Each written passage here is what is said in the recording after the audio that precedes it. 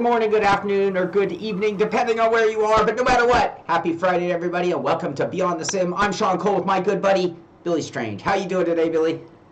Good. How are you? I am pumped up, ready to do a Friday show. Wow. I know, 5 minutes ago, I would have told you I was ready to go to sleep. Now I'm pumped up, ready to go. I need a nap already. Performance-enhancing coffee. Wow. Should make that the official SImpit coffee. I would love to get that as a sponsor. So how are you, man? It's been a week. It's been a whole week. It's good. Not anything terribly exciting. Let's see. What did I do? I put out 2 reviews this week, and they were both short. So if you haven't had a chance to watch them, please do. So I reviewed the WTCR cars for Race Room. Spoiler, they're really good. But if you're a traditional older touring car fan or like the front wheel drive cars that definitely have a lot of on throttle understeer, these to me adopt more of the newer technology of front wheel drive cars where they don't have that as much. Right. So as somebody that's a fan of rear wheel drive cars, going to these is not as drastic of a change. So I think people will really enjoy those. And then Race Sim Studios, which is a mod developer for Assetto Corsa, they released last year. They released the GT1 cars that were kind of part of GTR2. They now release the NGT. They call them the GTN cars.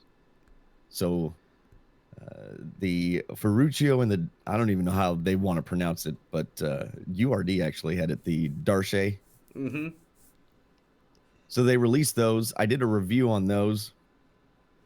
They charge a reasonable price for those. I think that the modeling that they've done is really nice. And audio is good. I don't think it'll blow your socks off, but it's good.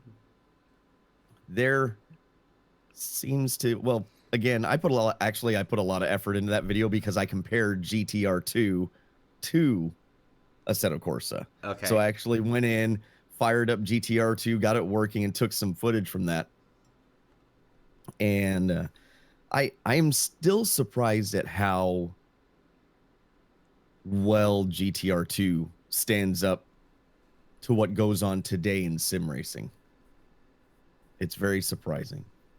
So anyway, I took footage from that, and then I did a comparison kind of between the two. And I talked about nostalgia, and I don't have nostalgia for GTR2 because I didn't get to play it back in the day. So I talked about how nostalgia could color your opinions on things. But then it was like, no, I'm playing it, and I don't really have that much experience with it. It's still really good. Right. And then comparing that to the new AC cars, in my opinion, the AC cars have some physics issues, which I do touch on. And it's like, why am I being so picky about the mod? And it's purely because they charge. Sure.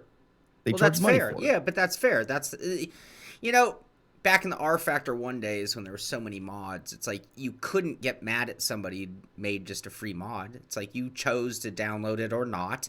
You can like it or not, but to even give them a hard time about it, I mean, give them a suggestion for improvement, sure, but you can't hold them to any standards when it's free. When they pay, that's just like being a sim developer to an extent. You were charging, and now we are entitled to very strict opinions.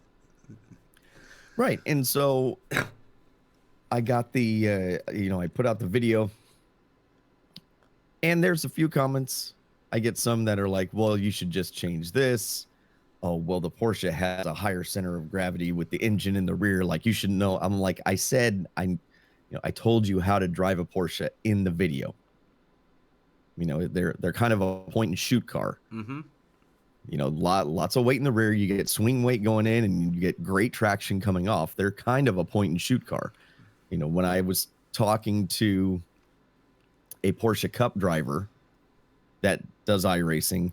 He's like, yeah, you don't really feed throttle through the corner like you would in a front engine car. You kind of go in all the way, wait for the car, and then go. Right. Like a motorcycle, like a dirt bike. Kinda. And so the idea is the rear engine gives you lots of traction coming off the corner, and that's supposed to help you. But he said you just kind of get in, let the car roll, and then once you think you're not going to push off the track, you stab it. So I understand how to drive a Porsche. That was kind of like, okay, fine. And I still refuse the idea that you should have to go out and find a setup for something that you've purchased to be able to make it drivable. Sure. I've talked about it before. I don't understand the idea of putting out a product that somebody's paying for, that you want that person to be a repeat customer, and for somebody to get a product and not be able to get on the track and just make decent laps with the car. It's kind of like, why would somebody buy it from you again? Right. Or buy something else from you? I don't understand why. You obviously tested this. You can't tell me that this felt good. And in my opinion, especially for the Darche, correct. Right.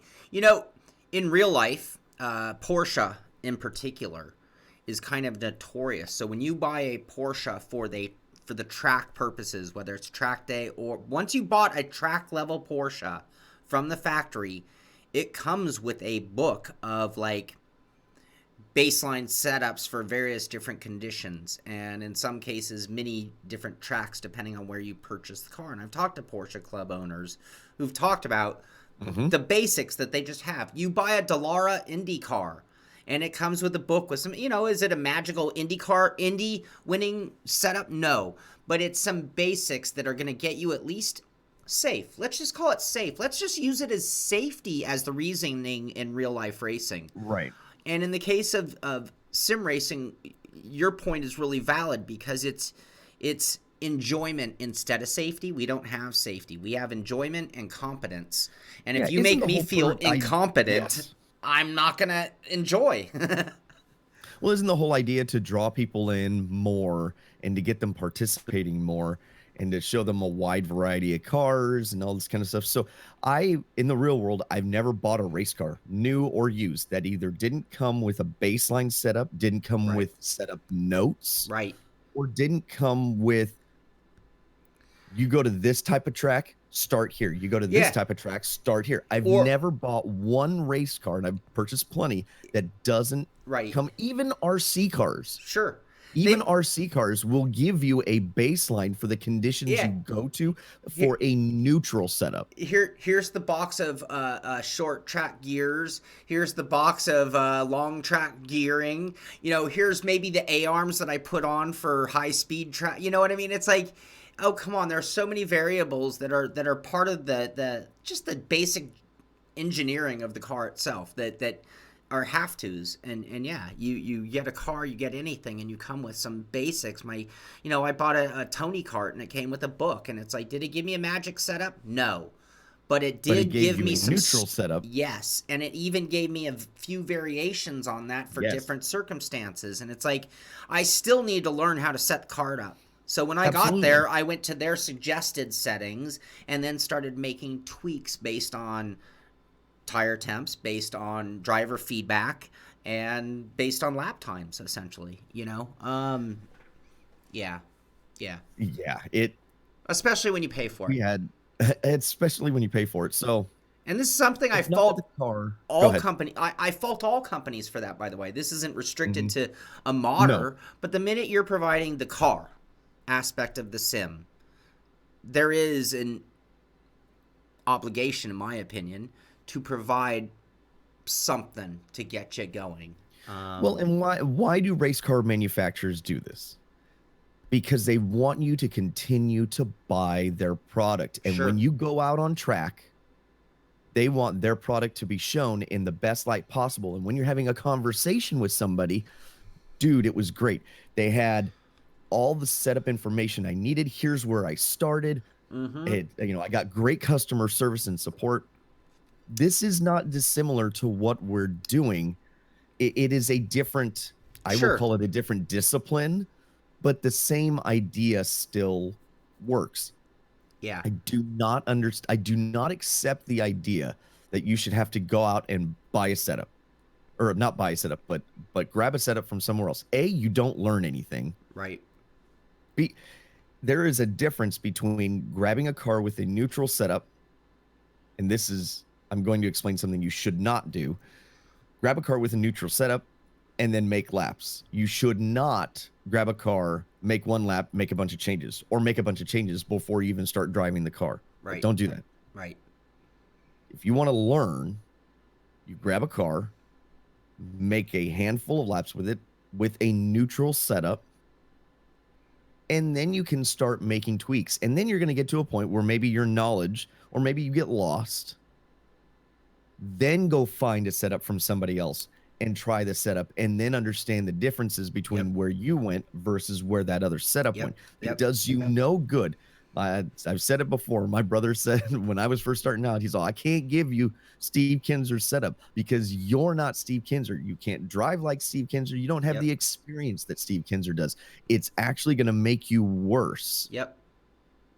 If we do that, then to give you a neutral setup, you learn how to drive the car, you learn what the things do, and then we can go that direction. This is no different. Whether you're a solo racer or working with an entire team, the feedback from the driver is essential. And if the driver has not been given enough baseline information to make their recommendations and opinions, then anything they say is also useless. So if you're your own crew chief in sim racing, same thing. I mean, like, I dare say, like, I agree with you 100%. And I dare say that in a perfect circumstance, I would attack a track with a neutral. Whoa, hey, neutral. Whoa, everything's gone crazy. For the audio listeners, he just wiped out his mic. Whoa! Perfect. Wow, that's you're so passionate. That's a first for me, I think. Where was I going with this? Awesome. I don't know. You distracted me as well. I attack the track with the mentality. Okay, so take a neutral setup or like a fixed setup, and you shouldn't really change much until, in my opinion, and I'm going to tell you why, until you already know here is my exact breaking point. Like, you should nail that track as though this is your setup for the race, right? So that you know I brake exactly at the 2 marker, right? Because that gets me right to apex perfectly. Now, when you know everything to that level, a couple of things. Number one, you now can give feedback as to what the car is actually doing. Is it locking up brakes? Is it tail happy? Is it understeering, not letting you out of the corner? Whatever it is. Now you can actually give feedback because you're driving it to its limits on the line, on the ideal line. Now, here's the other reason. So also it means that when you make a change, you can actually verify. Number one, now any change you make to a car shouldn't just be like throwing a craps chip, or a roulette table chip on the wheel.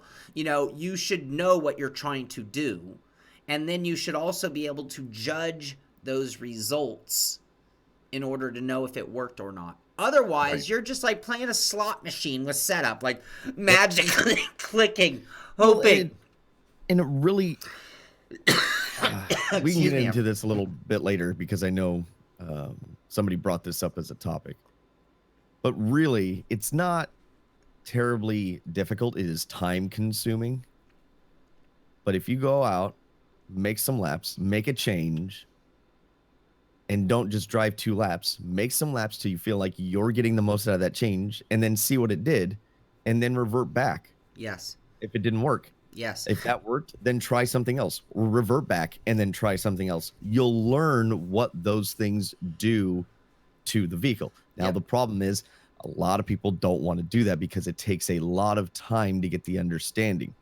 I understand that part. Which does come back to something else that I have to point out about racing. Like, people are like, yeah, but Lewis Hamilton only gets 5 laps of this and then 3 laps and then, Yeah, but you know what? That team came into there not only with all the information that Mercedes had provided them, but they also had years of driving those tracks and notes on every aspect of every component of the car, so that even if they've made car changes, they still have relevant notes from, because they evolved the car. In NASCAR, the same thing. It's like, yeah, they don't get endless laps to refine their setup. You're right. But they came in with a giant logbook of information on temperature, humidity, track condition, what the car is, what generation of the car is, and the inherent differences between that one and the last gen that they ran the season before even. So they already know, well, this one typically has a little less bite in the front, so we're going to have to work on that based on last year's setup. We in sim racing come in with no logbook. I mean, years ago I used to joke about keeping a logbook, because when I was very strict about my discipline, so I was just running in a NASCAR league, for example, I did start a logbook. And you know what? When we went back to Atlanta, not only did I have my setup from the previous year, this is before we were changing everything on a 12-week basis, Mhm. but I also had my notes on what, not only how the car performed, but how the race played out. So I knew, Right. and you are even starting to see patterns of, oh, well, we usually get 2 or 3 cautions in the beginning and then a long run, Well, sure. and it's like these notes Well, that's are, exactly how NASCAR teams and any other team really will go about doing their setup and their strategy. yep, yep. And this whole, I it's so relevant because it started with you talking about cars and not enjoying them because they just don't provide enough setup for you to even get a starting point, right? I mean, that's, and it happens all the time. Well, yeah, and that's the frustrating part. I will give an example to the setup talk is that when I go to set up in iRacing the dirt sprint car, I use my knowledge from the real world as a base, but that is not what guides my decisions. I literally go out and test. And how do I test? I start out with the car in their default state, and the only things I typically change, because I actually know what it does, is they typically have too much toe out. And the problem is when you have too much toe where the front edge of the tire is facing outwards, that provides stability, but it also provides the turn in is quicker. But in a sprint car, if you have too much, when you correct, it corrects too quickly and the car takes off to the fence. Right.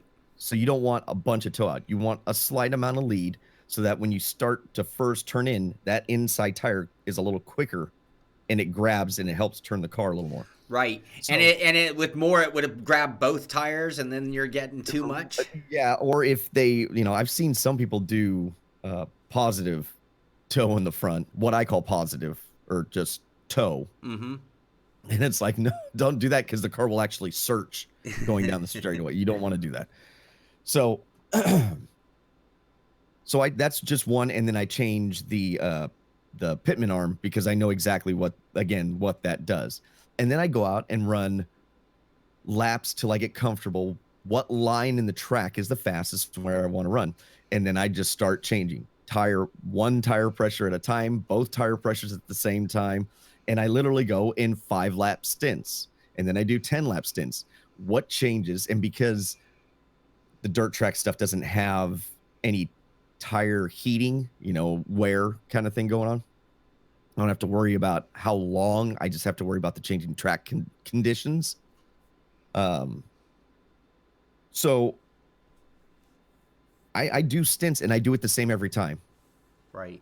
I change this, and that's how I build a setup. And I literally go through every part of the car because I don't trust it sounds bad. I don't trust the physics enough to think that I can take exactly what I would do in the real world.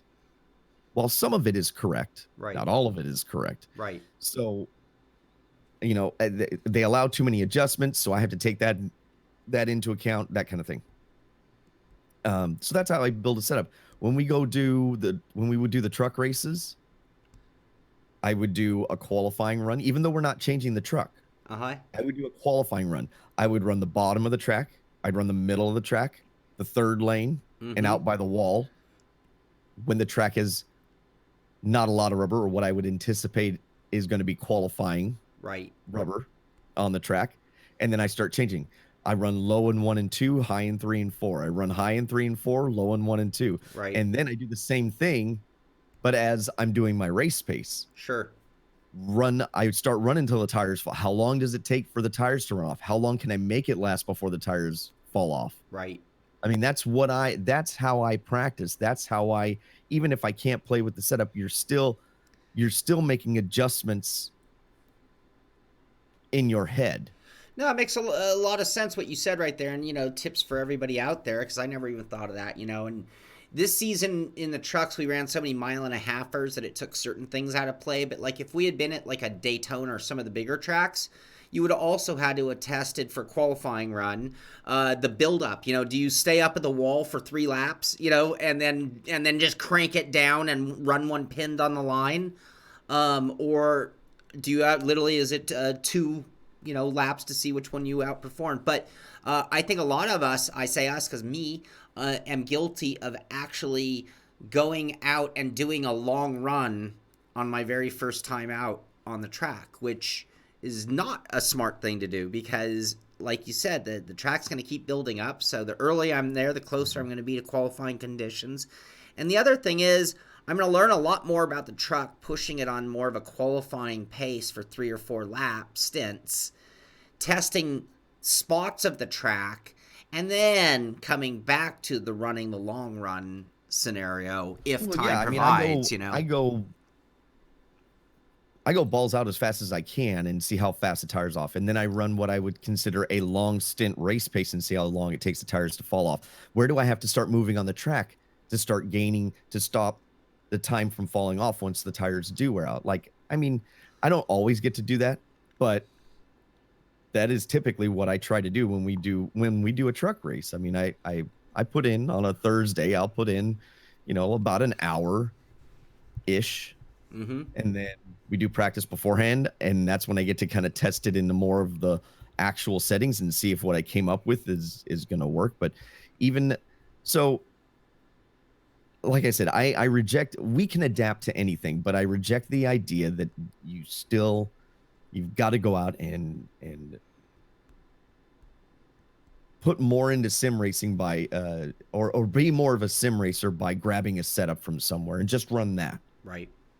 To make the car work. I just don't agree with that. See, but anyway, nobody on planet Earth wants to do what I'm about to say, but in my mind, it's like I don't think people understand how much better as a whole you'll be as a racer.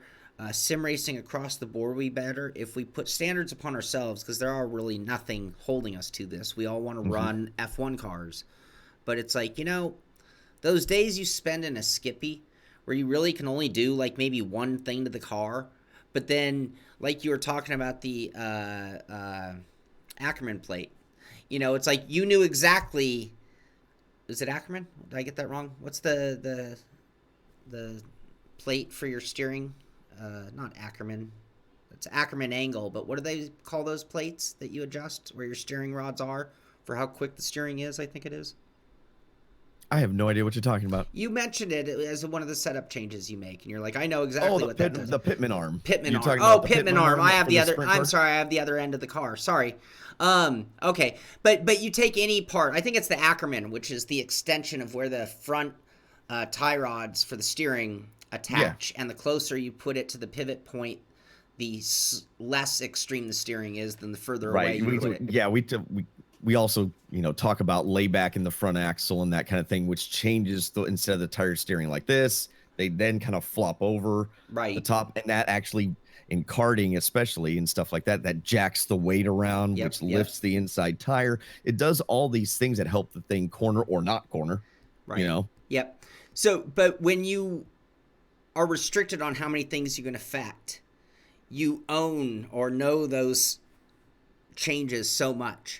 So even though it might be a very small change, okay, for this track, I need to just, completely soften the shocks on the back, or whatever it is. And then as you step up the ladder in cars, you're often not only getting a little more performance at each step, but you're usually also getting more setup options. So if a person really, really was dedicated to being the master of this thing we call sim racing, without cheater guides or finding a team that's going to give you the magic tips of sim racing version, but you wanted to really become more of a motorsport engineer type / racer. Well, it's like, yeah, start off in the Skippy, or and it doesn't matter what discipline. You start off in the little car, the Miata, and you only get 2 or 3 things you can even do to the car. So when you're going to perfect this car and perfect this racing and hone your skills, since there are only 2 or 3 things you're going to change, you're going to learn what they do to the car really well.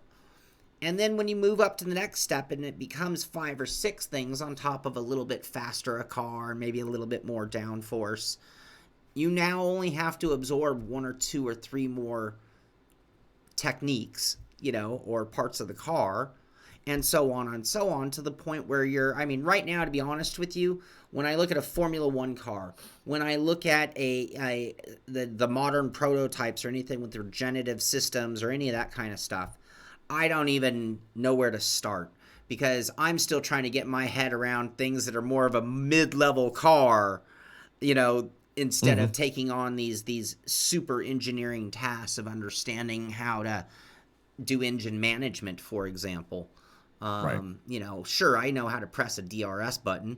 I know how to press the nitrous button if I'm playing that kind of game. But, I don't know the first thing about the parameters and the boundaries of truly using it. But again, in sim racing, we all want to jump to the top. And I'd say in real life they hold you to it, but that's so not true, because if I had a $1 billion, I could be racing Formula One. Yeah, no, I jumped into a 700 and something horsepower sprint car with no experience. So I'm the guy. But you had people around you with experience as well, right? I did. You weren't on your own. Yes, I had people that were willing to give me a hand, show me where to start, and it still took a long time to figure that out on my own, probably longer than some people, because I really had done not a whole lot of anything up to that point, and it's such an overload on the senses that you're trying to, and so I didn't even learn how to set up the car.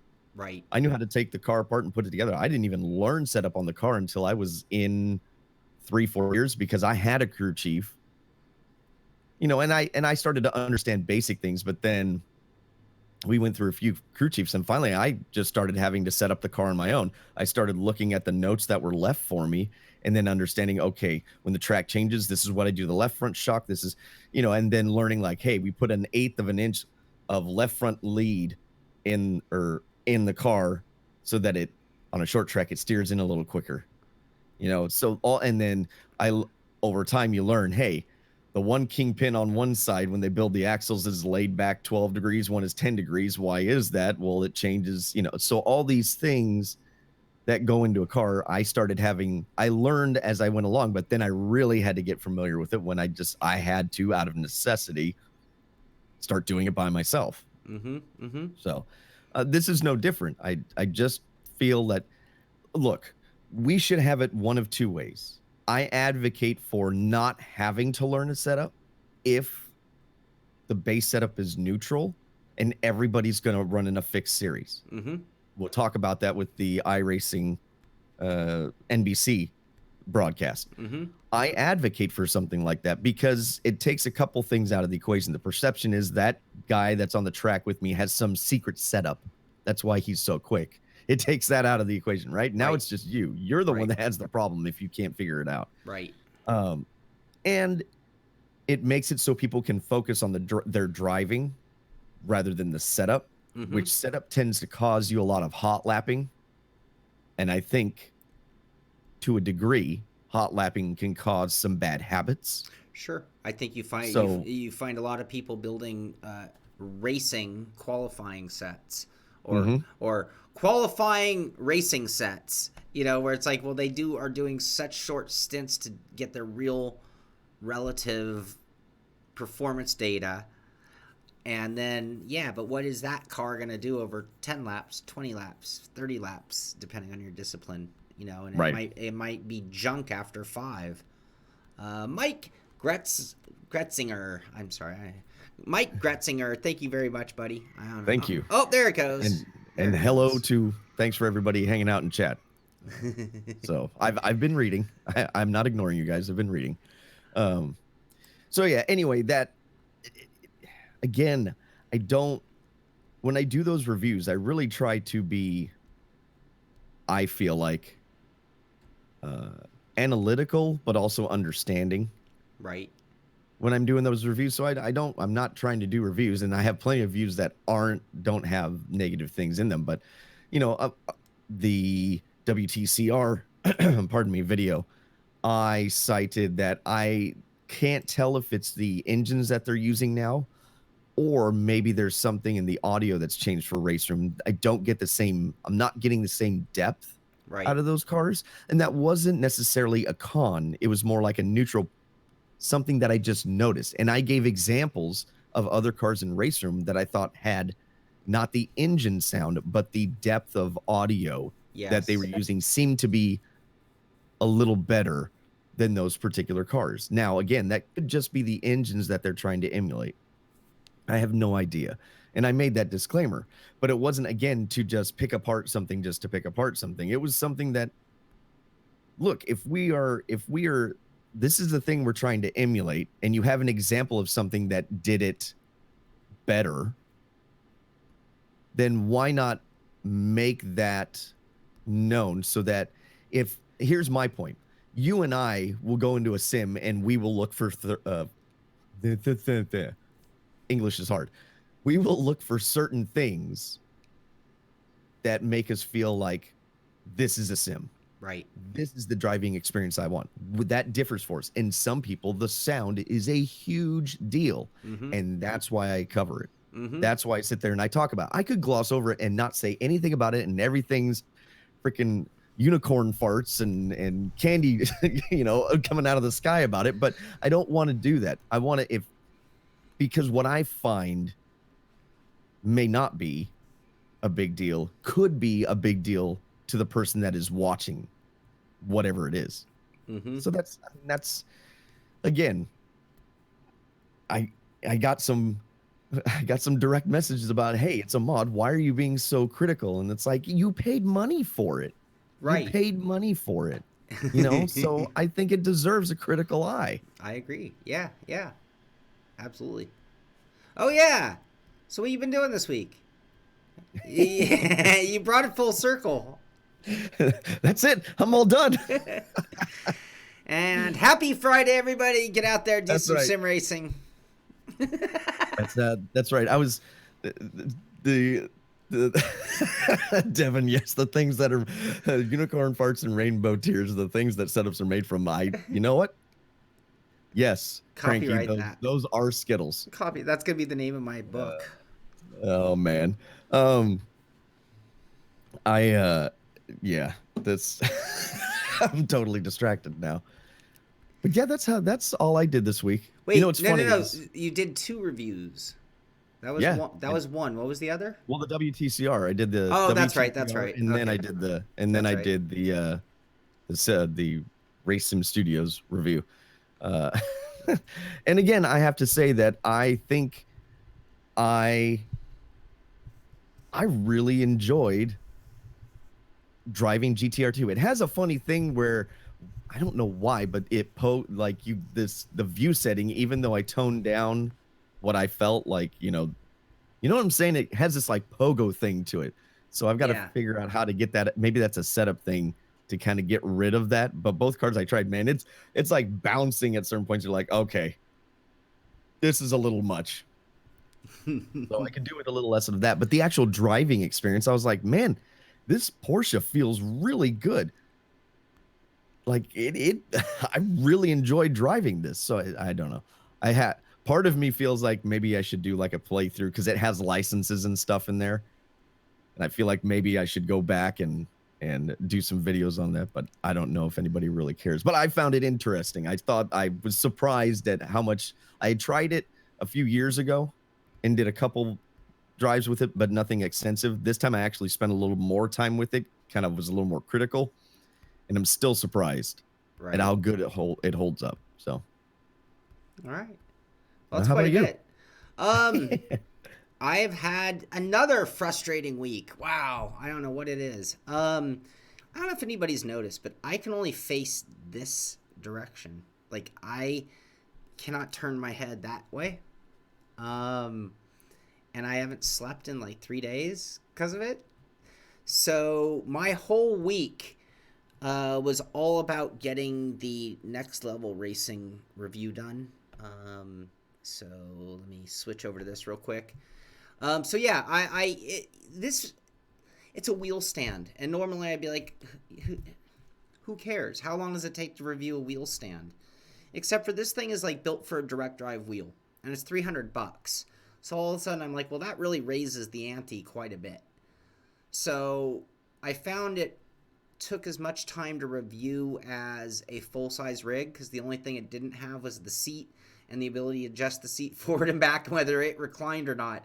I mean, it was like, other than that, it did everything else of an entire sim chassis. So it was a really long review, and I have this pinched nerve in my shoulder.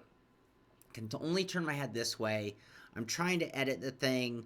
My Vegas is what I've been editing lately with, and it kept crashing like every other keystroke. Oh, you quit using Adobe? You went to Vegas? Yeah, I switched to Vegas because Inside baseball there. Adobe was charging $20 a month. That's why I do not do that. It's ridiculous. And it was crashing all the time. And I'm like, I'm paying a premium for this. And I can't remember what I paid, but I got Vegas for like $79, I think, on like Humble Bundle or one of those places. And I'm like, cool, you know what? It can't be more crashy than Adobe's been, so I'll switch back to it. So I switched back to Vegas, and I actually prefer editing on Vegas to Adobe. I kind of had to relearn the tricks, but it allows me to do some things that I missed. I call it garbage piling for anybody who edits. I take all my B-roll and I put it at the end of my project. So I have what I call my timeline cut, which is like all of my script essentially from start to finish, and then I fill it in with B-roll. Well, Adobe and most editors, including Hollywood, want you to like bring a clip into Trimmer and perfect it and then drop it into the project. And then if you select another... Oh God, that is not the way I edit at all. Well, and I like to what I call garbage dump. I put all of my B-roll at the end of the project from start to finish. And then if I use a clip from it, I delete it, but I leave a mark of where it was so that I don't reuse the clip again. So when I go back looking for more B-roll, I don't look back to that clip. So I it's just my thing. I don't like seeing the same shot twice unless I did it on purpose. I will... Mine are actually named, and I have a window with all the clips in there, and it gives me a thumbnail for each clip, so I know exactly which clip I'm dropping in and which clip I'm not, and I just drag, drop, and then edit it right into the spot that I need it. I'll find like where I need to start, and then I'll put it below where on the timeline, figure out how long it needs to go, clip it, and then just slide it into the spot that I want, and then I put that way over here. Like you do, I put that way over here, and then I don't know. I edit my audio so that I know my audio is tied in. So like the GTR2 review, I did like kind of like a little bit of an exposition in the beginning. So I had nothing for that when I was talking and driving. So then I took all this extra footage and then put it in the beginning. So yeah, but yeah, Adobe, I can't. It looks nice when it's done. But holy cow, that's so expensive, and I can't justify. No. I cannot justify that amount of money for something I literally don't make any money on. Yeah, what maybe even more mad about Adobe in this case, what the heck? I don't care railing on them. If I wanted like a paint program, they wanted another $20. So, and it's like, but I only need that for like 2 or 3 things a month. I don't want to pay $20 for your beautiful, incredible art program. And then like for $50 you got their suite where you got everything they made. And I'm like, so I only need 2 things if I were to really be need, but I'd love to have After Effects and a few other things. So it's like I almost was being forced to pay $50 rather than $40, because $40 would just be stupid to pay $40 for 2. But I don't need any of it, so... How dare you be one of those people that doesn't spend the extra $10? No, I don't. I don't. Okay. So, yeah, it was a long edit, and now I'm like, oh, how much ibuprofen do I have to take to sim race? Because right now, this arm is just not happy, and I don't think sim racing is going to help me cure anything. Do you ever get one of those those rollers? No, but a friend told me I need to get one. Yeah, I have that, and then I actually have the inversion tables. Right. It It's works one. something like that because there's like I couldn't even go get a massage because it's literally under my shoulder blade, so there's Yep. no way to get to that spot. Um, so Mike pays 45 for the whole suite in Canada. Um, you know what? I think the problem was so I use you know, everybody gets to know everything. I use a Canon G40, which is a pretty decent camera, and it has different modes for what type of file. And for a long time, I was on their like super resolution one, Mm-hmm. and I'm not sure. I don't like. I think it's better than by the time I edit, render, and put it on YouTube. That's more quality than makes it to YouTube. The only way that works is if you tell YouTube, if you render it in 4K, Right. but then tell YouTube to do 1080, Right.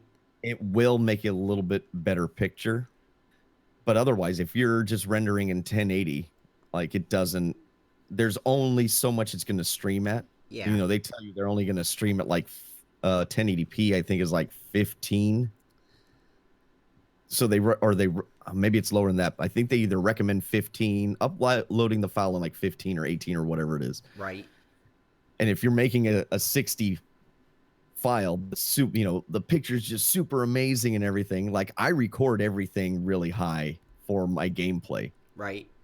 Because my hope is that all the artifacting and stuff like that hopefully doesn't come through as much when it finally gets compressed and put into YouTube. That's why I always kind of laugh when somebody says, "Oh, it looks like PS2 graphics." I'm all, you're not actually getting the best representation of what Right. this actually looks like. Yeah, that's not what my eye is seeing. Yeah, you're getting a very compressed signal. So Yeah. the idea for graphics is more to give you an idea of what's going on the screen, basically. I mean, I know we're not running in 240p here, but it's still compressed.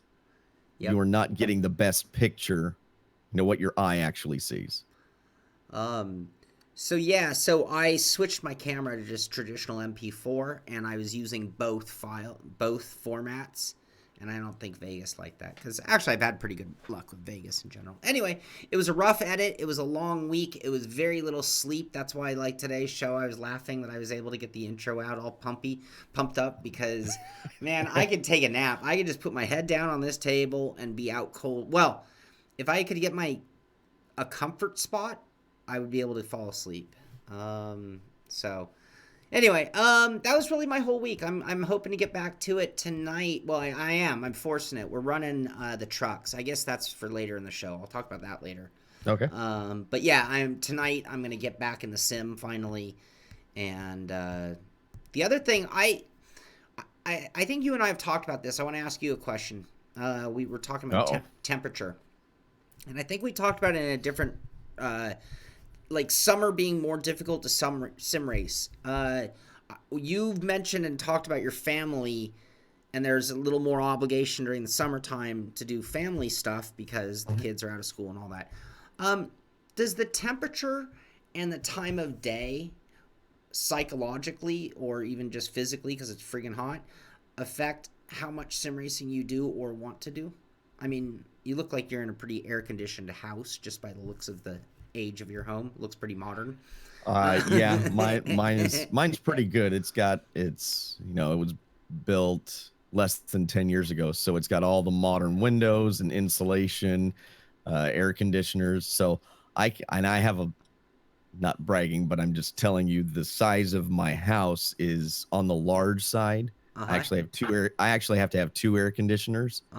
So, but with that said, my electricity bill isn't that high, and I keep my house at 74 even when it's super hot outside. That's and what I have. Air condition. My AC is not running all the time either. Even right. Yesterday was 104 degrees. it still isn't running all the time. So I don't have the same problem as people that don't have AC have. And time of days for me is only dictated by what my schedule is, not necessarily, how hot it is or if I'm a night owl or during the Right. day. It's purely by what's going on with the family, what other obligations, what work do I have to do, and that kind of dictates everything. I think for me, my beginning days of sim racing were that I worked a 9 to 5 Monday through Friday job. So I was trained to drive at night. And then when summer would come around and it wouldn't be night until 9 o'clock, that my instinctive brain wouldn't click that it was sim racing time until too late. Essentially, it was one of the problems I've had. The other is heat, even though it's 100 and we're at like 90 right now, or this week. 94 at the most. I have my AC at 74. This room runs 15, 20 degrees hotter than the rest of the house, no matter what I do. But this room has a lot of stuff on. I mean, I can hear the amount of electricity going right now. I can literally hear everything on in this room and I want to do something for an extended period of time. I have to turn my AC down for this area of the house down to 68 so that I just don't completely roast. And I don't know how you people do it, because I have the AC going even when it's like low 70s outside. So even if I moved somewhere that everybody was like, you don't need AC, I would still be installing an AC and air conditioner, because there's no way that I can live without one. So, that or central heat. I know this has nothing to do with sim racing, except for it does, because whether it's hot or not will affect my ability to sim race or my enjoyment of it.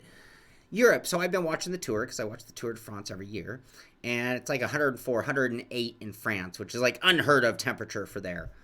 And they keep talking about how it's not common to have air conditioning in Europe. And even though in the Northwest it's not common here. Yeah, that in Canada, it's not common to have AC. In the 70s, it wasn't common to have air conditioning in LA, because that's correct. Right. LA is not that hot a place, really, most of the year. But now I'm thinking, yeah, but it's 2019. I can go down to Home Depot and buy a window air conditioner for like $99. So how can air conditioning not be the normal in any civilized place where people actually work for a living? If you can afford a sim wheel, you can afford an air conditioner. Well, now you can go get one we just got one for my dad. He has a shop on the side of his house that has no AC, and he's doing a lot more work out there now. So I went and bought him. It was like a $400 or $500 AC unit that draws air in through the window.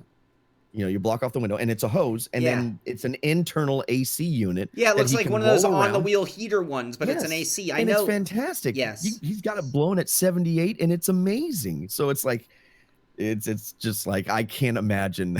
I feel for you people that do not have AC. I'm so sorry. If I could give you my AC, I would. I don't understand how I mean, there's got to be an equivalent to Home Depot somewhere in Europe, right? I mean, like, hey, we got a new subscriber. Can't you go down to Home Depot-ish or whatever they call it, and buy a $200 even? I got a better idea. Just get a plastic pool and then just jump in. You fill it with water and then just jump inside indoors. That'll work better. I'll give you guys the American redneck trick. You buy a thermos, you put a computer fan on it, you put a little pipe out it, and you fill it with ice, and you have a redneck air conditioner. Sorry, rednecks, I didn't mean to offend you guys. I'm actually giving you credit for a great invention. So, anyway, I can't even get it cold enough here using 74-degree American air conditioning. Sorry. I'm tired. My filter has gotten thin. So yeah, what I've been doing is we live in California. We get taxed like crazy as well. So I don't know about all that. We get so many different ridiculous charges. Energy is more expensive in California than I know we have the highest gas prices, and I think we have the highest electricity, or it's got to be up there in the top. Yeah, it's stupid. It's really stupid. But anyway, enough of that. Well, the thing I'll say about California, I understand when people leave because it's so expensive to be here, so I understand. And at the Oh yeah. same time, I totally understand paying to be here because I've been to a lot of places, and California, it's the place you ought to be. So I loaded up the truck and moved to Beverly. Demonetized, that is. All right. Should we get on to the Yep. news? We should probably Sure. get some news. We should do some news. I think there's a few things out there. I'll go first. Oh, poor Heiko. He's got to do a 12-hour race tomorrow. Like I said, I feel for you guys. You guys are troopers. Even though, like I think David said, it was only 2 or 3 weeks out of the year. Hey, that's 2 or 3 weeks of the year. I would not be miserable, man, because that's just holy cow. I can't.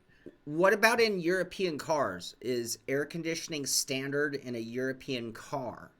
Because like you can't even buy a car without air conditioning in America anymore. Yeah, not anymore. I don't think so. That our stereotype is that we're dumb fat Americans, right? I think that's fair, or earned. Air conditioning is one of the reasons that we are fat, is because you get air conditioning and then all of a sudden you don't even want to go outside, and then you start getting lazy, then you start eating Doritos, and next thing you know, you're diabetic. Right.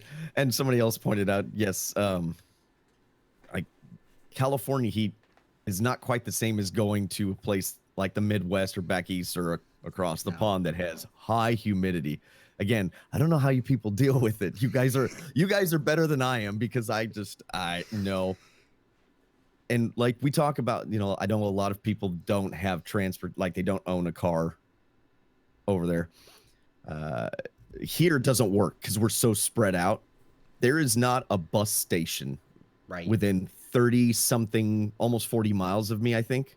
Nowhere. There's no public transportation anywhere near me. You either get on a bicycle or you drive a car. I don't even have a store within 7 to 10 miles of me. Yeah, even my supermarket is 2 miles away, and it's not like I'm going to walk 2 miles to the market. And that's not even extreme, but I mean, really, how much milk can I carry home if I have to walk 2 miles to the market?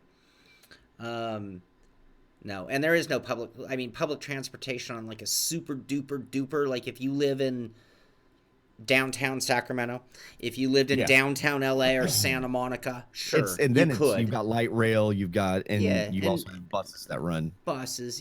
We are spread out as crazy. But by the time I was 16 in LA, it was like public transport. No, you need a car. You buy a car at 16. I had a car when I was 16. It was a dirty word. Yep. They don't do that now. I don't know what. See, now they get driven by their parents. Like parents have to make time to go to school to drop their kids off. I don't get that. No one did that for me. Limo service to school. My kids live too far away from school that we have to. I mean, it's anyway. How about some news? Assetto Corsa. They are at Spa, so a couple good morning photos. Well, one good morning photo showing off their little racing room there at Spa, which I like that they're doing that competition online, in person. I like that. And then here they're showing off the guys sitting at their rigs, doing some practice. I wonder if you get the same rig every time. So I'm assuming they draw rigs when they get there, and then you're rig 9 for the whole event. Oh, I noticed they're using curved screens on those R seats. And those are the bigger ultra wide monitors. Like those are 49s? the 32s, aren't they? 32 by 9 instead of the 21 by 9. So even bigger. Pretty cool to see. It is. Man, I would like to be this level of racer. That would be cool. Can you imagine at this point going around? I mean, maybe it's not quite the same as having a sprint car. Maybe not even the same as having a real life counterpart. But man, I would love to be going to Spa to take part in a race against the best. Man, I wish we had stuff like that where, again, we're so spread out here in the States that most of the time we can't look at those things shake though. We can't do a lot of this stuff because it's not very close. I mean, people don't understand California is like from bottom to top of California is what, 10, 12 hours of driving, Yeah, something like that. 12 hours You know, easy. that's one From state. me to If you you go is like from 8, and you don't live right. anywhere near the actual border, and neither do No, I'm I. still 3 hours away. I'm still 3-ish hours, almost 4 hours away from the border to Oregon. Yeah, same What here. I'm getting at is I wish we had stuff like this that was a little closer, because I would love to go run a sim race and then enjoy some, sports car racing at the same time. I think Yes. it would be awesome. Someone asked about the iRace for Life in our Discord chat, and it's like, man, US Sim Expo, even if it's not an esport competition, like, it'd be even kind of more fun to have a giant in-person comp. Like, we're gonna try to get 600 people in round robin tournaments to get it down to the final 30 over the course of a 4-day race weekend during Daytona, or whatever. I mean, that would be epic, like open, completely open competition, and heat start on Friday. Um, Hmm. I would love to do that. Anyway, these Yeah, that would be fun. pro sim racers get to. All right, what else we got? Living that life. Living the life. Cody's has a blog. The only major thing to note in here is if you want a chance to to get into the 2020 F1 draft, F1 Esports draft. So this sounds like they will have the license in 2020 as well. I don't know if that was intended. Uh, Leak. and then, What? yeah, but Tease. right, because I thought they had the license for 10 years, which they started in 2009 on the Wii. I actually have that. Maybe someday I should actually play that, because I don't think I think I bought it for super cheap. I think I found it somewhere for like $3 or $4. And I was like, I've got a Wii laying around somewhere. I snagged it. But now they have open competitions. They'll have qualifiers. Doesn't say over the course of how many months, but there's 5 of them. Is that right, Shaun? Is that what we read? I think it was 5. Yeah.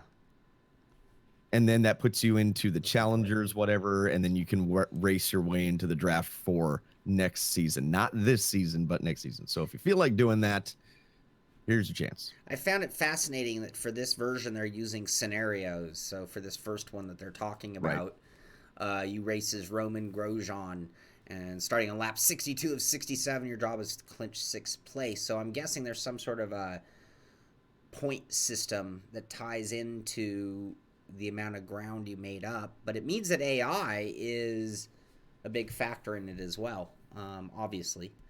Kind of weird, though, because I just find it so confusing that they're talking about this, that they're even running this now versus... It was, well, when we initially read it, it was confusing because it was like, is this for something else? Is this for this year? Well, the draft already happened. Are they getting like a couple spots you race your way into the F1 esports for this year? It was a little, the wording was a little odd until we actually clicked on the link, had to read a little further. Oh, okay, this is for the 2020 draft. How cool would it be, though, if that was for the 12th team, which was like Team F1? I think it would be kind of a cool, pressure cooker for people to try to get in. Last chance for half right? of the events or something. You get flown in, you get the special team, you get a paddock pass or whatever race they're not tying it into real life races, but yeah, I think it would be pretty cool. But no, this is all for next year. Yep, that it is. So and then other than that, yeah. Into the F1 esports, into the F1 series, just in general, here's your shot if you're not in it already. All right, fair enough. And then a few other tidbits of information about Dirt Rally and all those. Yeah, they talk about grid, and they elaborated on the career. They said it's like, to a degree, it's never been done, or it's, I don't know, it was an odd wording again, and I'm like, I don't know if this is, I heard they quite said the groundbreaking experience that you're saying, but I will reserve judgment until it's out. I heard they said it was going to be 300% better than Grid. I saw you drinking. I'm like, no, I'm going to make him spit. This is good. Jackass. For those that are listening, yes, I was taking a drink out of my mug, and he starts saying that. A little bit of play on Ian Belder. Thank you. Tom Jones made a good funny, too. He said, who's that guy next to Jamie Chadwick? Good for you for knowing that's Jamie Chadwick. Yep. Driver in the, what do they call that, girls series? The W series. I think they just call it now the W series. Yeah, the Am W series. I actually watched part of they stream the races, which I didn't know. So they're actually on YouTube. Not bad. I mean, Yeah. again, this would be something like if nobody told you what was going on, you would just think this is another. The cars that they're driving makes it feel more like a regional race, if that makes sense. Okay, so let me ask you a question. When I watch women's soccer, and I'm a huge fan of women's soccer, by the way, but when I watch women's soccer, give me a blink of an eye, like name that tune in 3 notes kind of time, and I can be like, that's women's soccer, right? Okay. Just instantly, it's obvious that's not men playing, that's women playing, and it's not the physical type of the players, it's the ball movement and speed of everything. I'm guessing you cannot tell that that is a women's series when looking at it. No, I mean they were having good moves on the track, and you wouldn't be able to tell because I don't expect women to look. My wife drove race cars, Right. so I don't tend to look at it as a woman versus a man. I just tend to see a driver. So like when I was watching it, I actually wasn't paying attention to begin with. I was like, oh well, this is kind of cool. The only thing that kind of to me, I wish they were in a little bit more recognized car because I think that would elevate. I know that costs money, so I understand why they're not doing that. But I wish they had a higher profile car like a GT3 or something like that. Mm-hmm. Because I feel like the recognition would be a little stronger and it wouldn't feel because again, I did not know I was watching the W series. I just clicked on a race, just kind of tooling around YouTube, and I was like, oh, these guys, I'm in my head, of course, I'm all these guys, and I'm using guys as a generic term because I don't know who's driving the car, man or woman. I just tend to use that as, a generic term. Right. These people yes, these drivers are making, there's some really good racing going on here. I wonder and then I actually paid attention, and it's the W series. So it's Right. it was pretty good racing.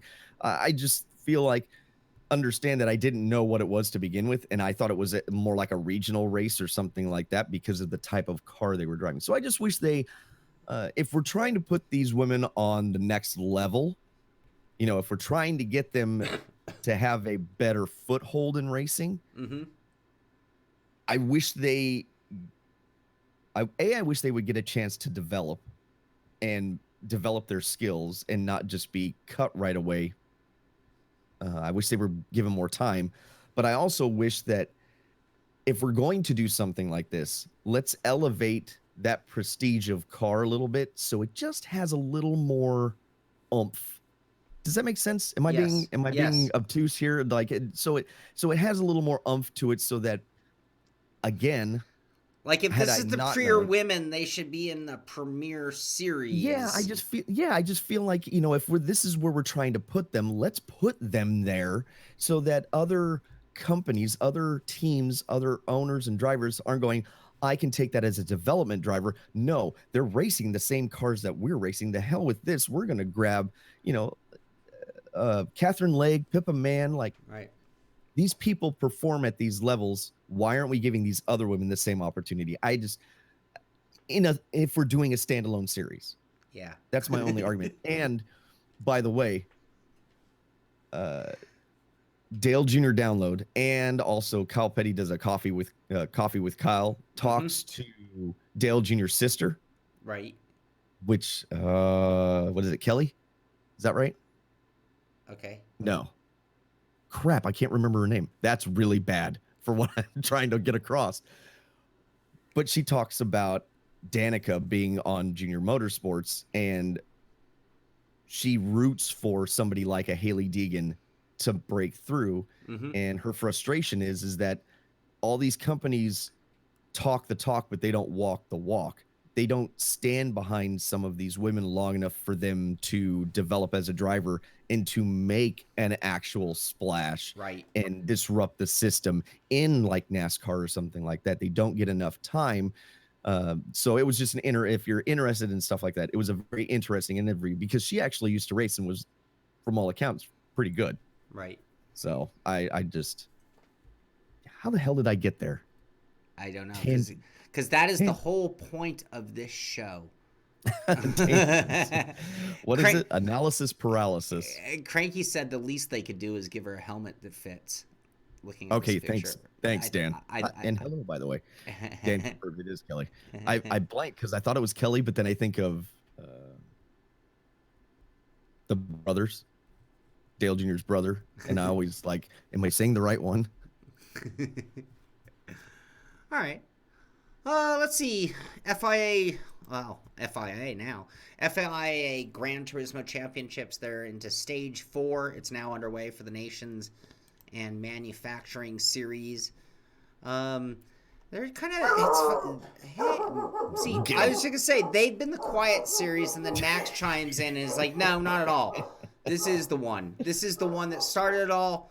This is the one that still leads to great things. I mean, Igor Fraga, of course. I mean, he's out there racing real life and winning this simultaneously. So for all you GT sports, that's all getting underway every day at 1,600, 1,800, 2,100, 3 races total. Top 16. One moment. Get him. Get him. I will. Come here, buddy. Come here. Okay, I should throw my dog. Dad. I should. Dad. I should just. There's somebody there. I should just. Dad. Throw my dog, right? Right. That whole thing. You know, I had Diversion Friday. Benocius. I think I got that. Benocius Prime. Oh, is that like a? I should probably know that then. He had said that women's MMA is the sport where women really can go toe to toe. I think auto racing is the true one because a gifted woman at some point will beat all of the men. So, you know, at some day, it won't just be a Danica holding her own. At some day, there will be a female champion of NASCAR, Formula One, or some form of racing. And it will end the discussion because there's no physical reason a woman can't win a championship. Right. They just haven't been. There aren't enough of them being born into the sport. There aren't enough of them being given the incentive to go that direction because you're not really being a girl, right? I mean, you are. I mean, in my opinion, you're like the hottest girl in the world because you race. You know, I was that way when I mountain biked. It's like, yeah, let me find a cycling chick. But my argument, what I'm getting back to is I think that there are a handful of sports where the women's game is more exciting to watch. MMA is one of them because, and it's actually for the same reason.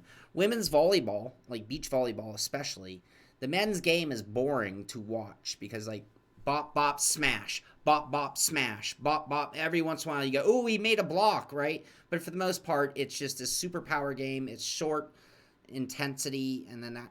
But the women's game get in these incredible rallies. And I'd say the same thing for women's tennis. I think there are a lot of people who prefer women's tennis because it is a slightly different game to the men's game where, you know, you might just have like 3/4 of the serves are either ace or net, you know. And the women's game tends to have better rallies.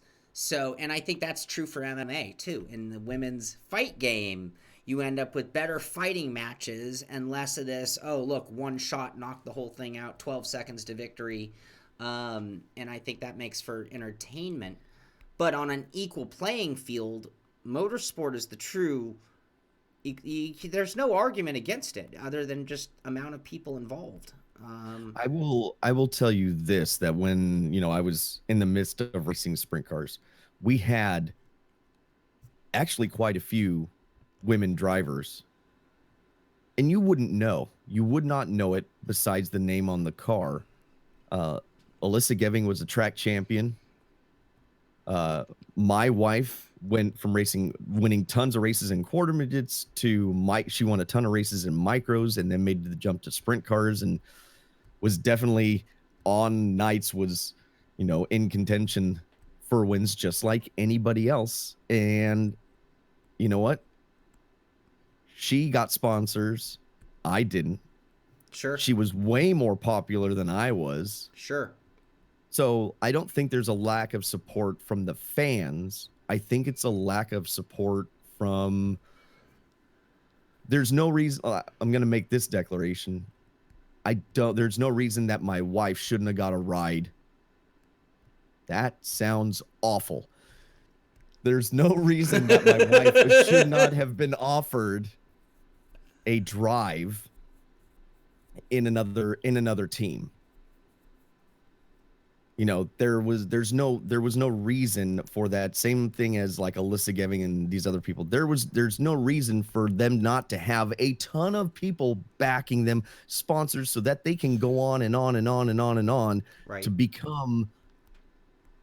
to get into the higher end, the premier of let's see, the premier end of the motorsport discipline that they're in.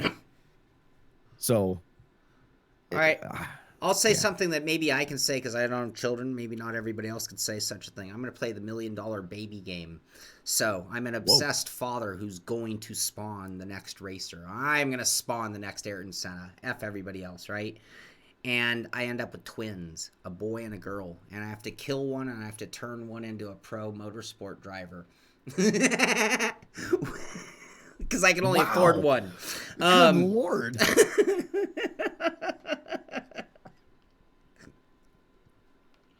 I don't mean kill. I mean the boy had to fall down the stairs. What happened? That's kidding. I think it's getting worse. I think it's getting worse. I think.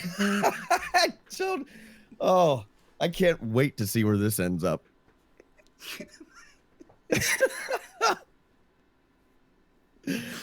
My whole point in that sick world. Gun to head, which one are you gonna save?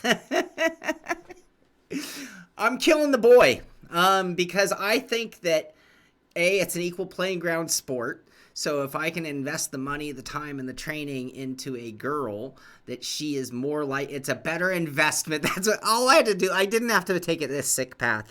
All I had to say is which would be a better investment. Maybe if you only had one more money to maybe support one versus the, I don't know. Maybe don't do it at all. It was twins. That's it. The kids are going to do a cage match to see which one of you is going to have a racing career, and go. Aren't there fairy tale stories where there were like two kids, you know, it's like the king, you know, and the other one isn't, right? So, you know, I don't know. It's just one of those scenarios. One of them's going to be king, the other is going to be the servant. Maybe we don't have to kill one, but, you know. Maybe. He says maybe, like there's a question about it. The son is going to have to wash her driving suit. That's all there is to it. I mean, what can I say? Oh, my goodness.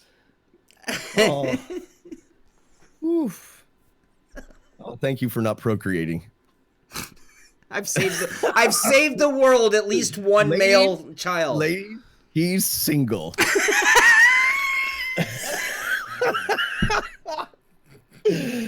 Oh my God. Oh geez. Oh man. I apologize to our viewers and listeners. I don't know how we got here. I'm just saying it's a better investment. I love my kids. I may kick them out of the house.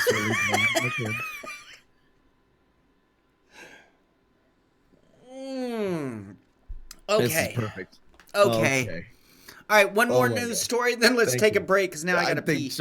I think Shaun needs to go make sure there's not people with rifles outside of his door now. Oh, at what age should they be killed? Well, this is. Oh, I really hope people have appreciation for dark humor because this is holy cow. I got to tell you, you got to make sure that she's got some dexterity. So that might be 4 to 6. When do you? I don't know. I don't have kids. At what age can you judge whether your kids have good hand-eye coordination and dexterity? That's what I need out of my girl. So if by the time that she's proven that she's got that, that means she's trainable, and then we can kill the son. She's trainable. Another choice word.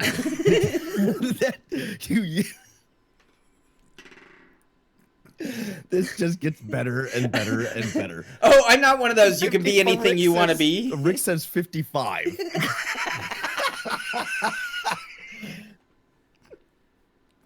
That's when you can make a decision.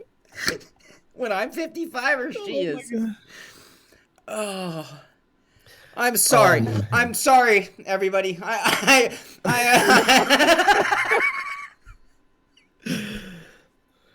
I'm sorry. I don't know where that came from. Like I said, I've had very little sleep this week.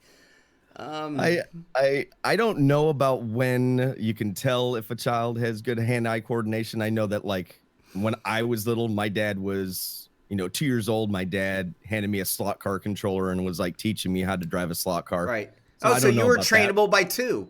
I was trainable by 2. I am now a good lap dog. Squirrel.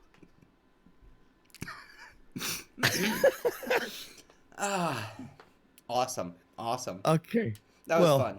That was fun. That, $1 million baby. You take it. I want to know all your opinion. Lord. When is too soon to kill your baby?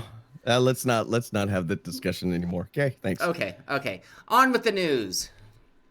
Oh, I don't even know where to start anymore. Are we on the FIA Gran Turismo thing? Yeah, we just finished that one up. That somehow led to what we do. All right, yeah, one more. Last news one. My goodness. Sim Racing System has now put out, if you weren't aware, Project Cars 2. So if you want a better system than Project Cars 2 has, which I would agree with, then you have some series you can select to run, which I think is really good. So if you're into Project Cars 2, try giving Sim Racing Systems a shot.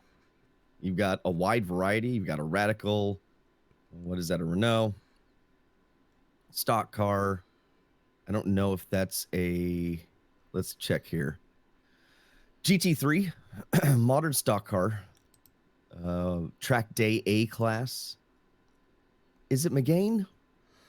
I think that is right. I always forget. I always forget how to say this because my brain wants to interpret that with my American style English as Magane, but I believe it's McGain. I don't know, McGain, and then and then there's a Clio Cup and then an Indy car on the oval. So if you're into Project Cars 2 and you want some, I would say some good competitive racing, give it a go. Magan. See, I'm wrong all the way around. Damn it. Megan. Megan. Megan. It's Megan. That's cool though, because, and this is one of the, I was actually going to do a whole show on sort of my opinions on like open racing versus league racing. And I feel like SRS is kind of like a hybrid. It's like you can treat it like a league for sure, but you're not quite as guaranteed that the same guys are going to be there each week. But the point system goes on like a league. And anyway, that's really cool because Project Cars 2 is a lot of fun, and it's not that it's hard to host or match make, but it's hard to create a league in Project Cars in that way. So that's good, and that means they're up to what? 3 sims now at this point? Race Room, Project Cars 2, and Assetto Corsa. Yeah, they tried R Factor 2, and they tried Automobilista. I don't know if those ever got off the ground. No, but they also had NASCAR Racing 2003. Okay. But I don't know if that ever got off the ground either. But I hope this gets off the ground. I hope this encourages people to maybe give P-Cars to another go if they have this type of stuff going on. Yeah, well, and it's something, we always say, once you own a sim, what do you do with it, right? Now, here's something that you can do with it. So that's cool. Mike Sim Racing 604 and Realtrist. Mike says SMS was sold at a 200% markup. Oh my goodness! Did you read that story? Did you get that story? I don't remember if you covered it or not. Because there's reports that they've been bought out. No, I did not hear that. I talked about the 200% part. No, there's now reports that they've been bought out by a company that has some gaming background, but they don't know how this is all going to work. I don't know. It was a little bit of inside baseball, baseball, and I just found it interesting because they had people pull investment out for the Mad Box. And I think it was because the thought is that all the new consoles would be streaming consoles, which is now not true. All right. There will be streaming options available, but the majority of the consoles, the major consoles, their major option will not be a streaming service necessarily. Now we have Google Stadia, and I think Microsoft has hinted at having an option for streaming Right. at some point. So it'll be interesting to see now that they've been bought out if investment comes back to that console or not. Modern Pick Entertainment is the reported buyer.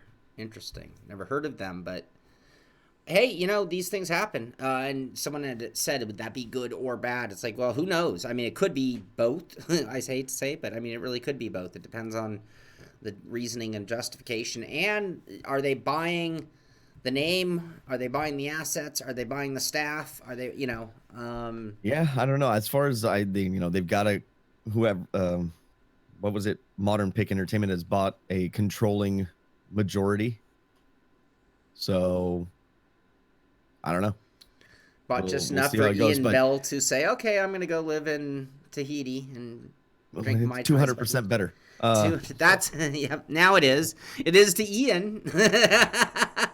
All right, so that's going to do it for the news. We do have something we want to talk about, but we're going to take a small break so I can get these laugh lines out of my face and refill my coffee.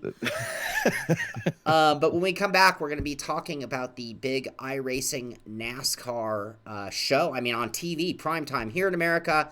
A lot of us watched it, and both Billy and I have some thoughts after seeing the show. So we're going to take a small break. When we come back, that's what we'll be talking about. And, of course, That's right. You can talk amongst yourselves while we're gone.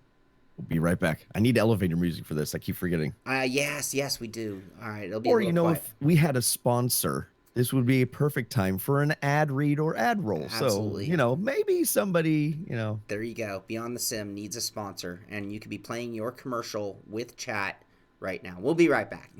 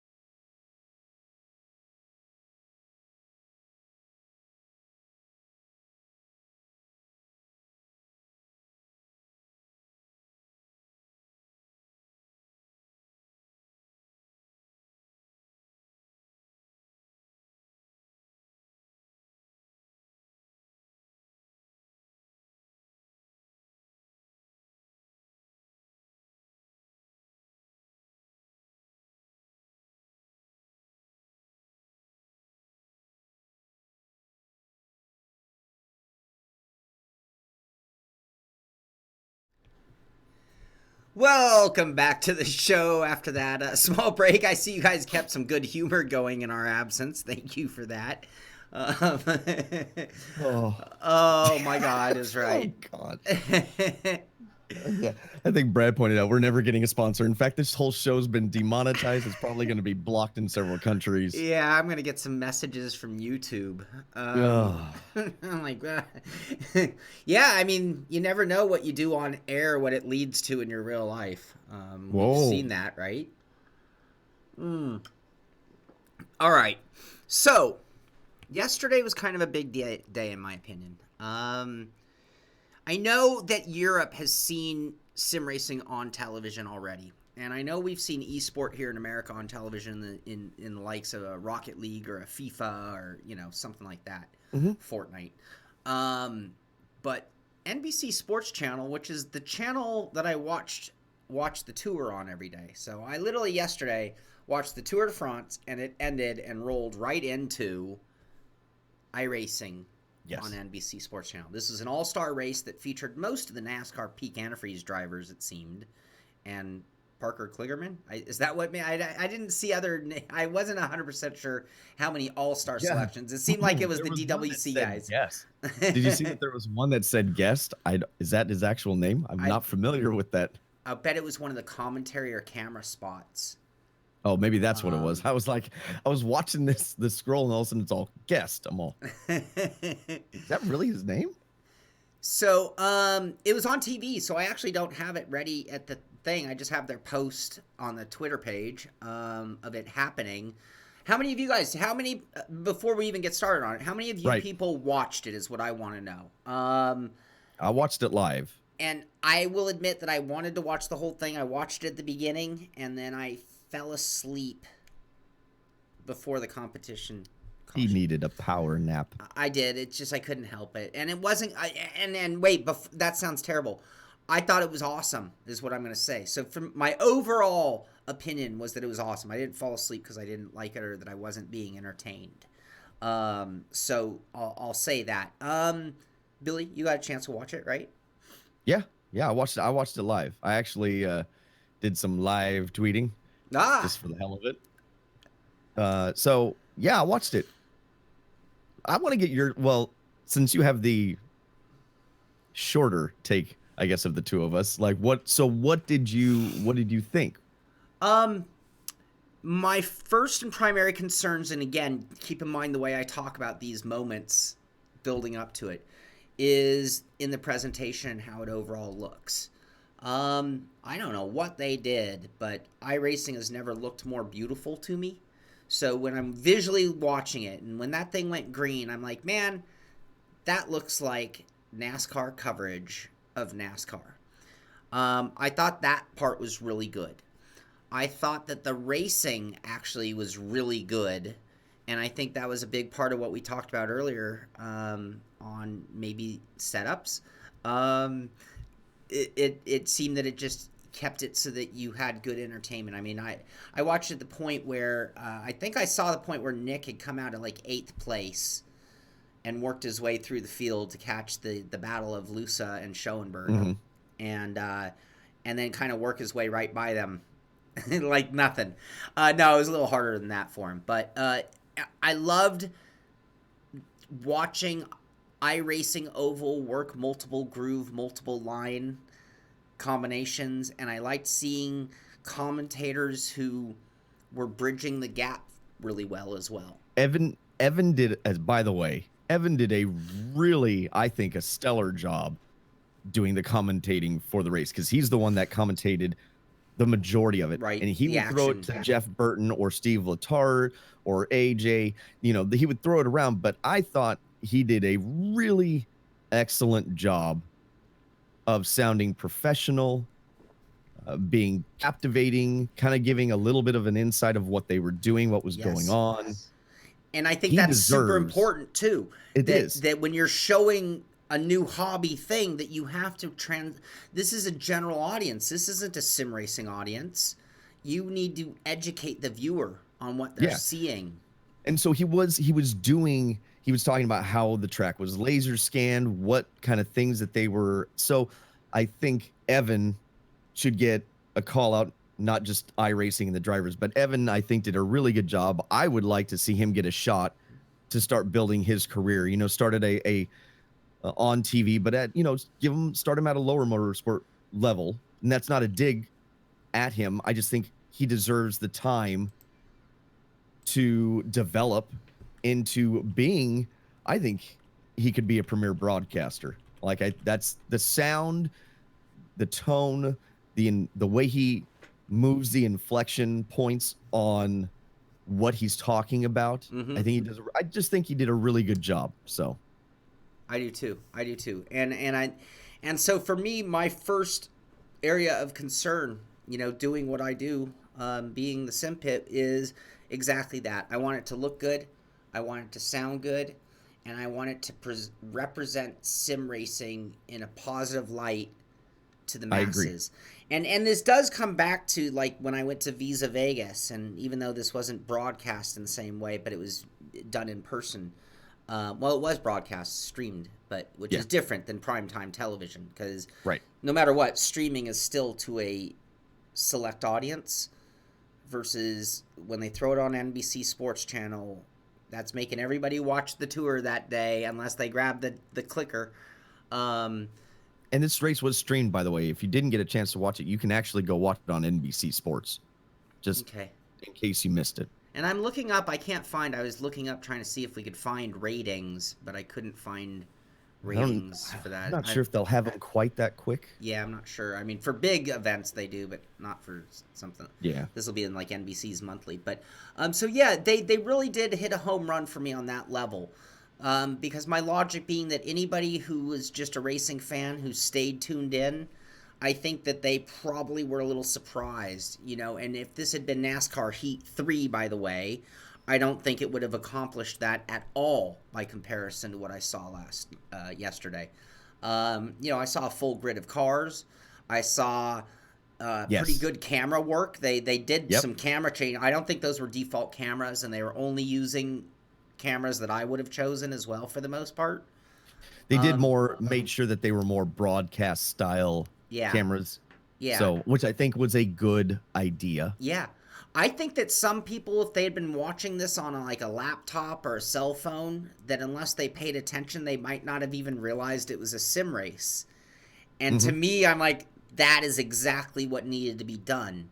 Because the skeptics, the people who are critical, and as we talk about esport and the importance of it or how it will succeed or fail, I feel like this is a really important day, because in the American market, which, let's face it, in the commercial world is a huge market,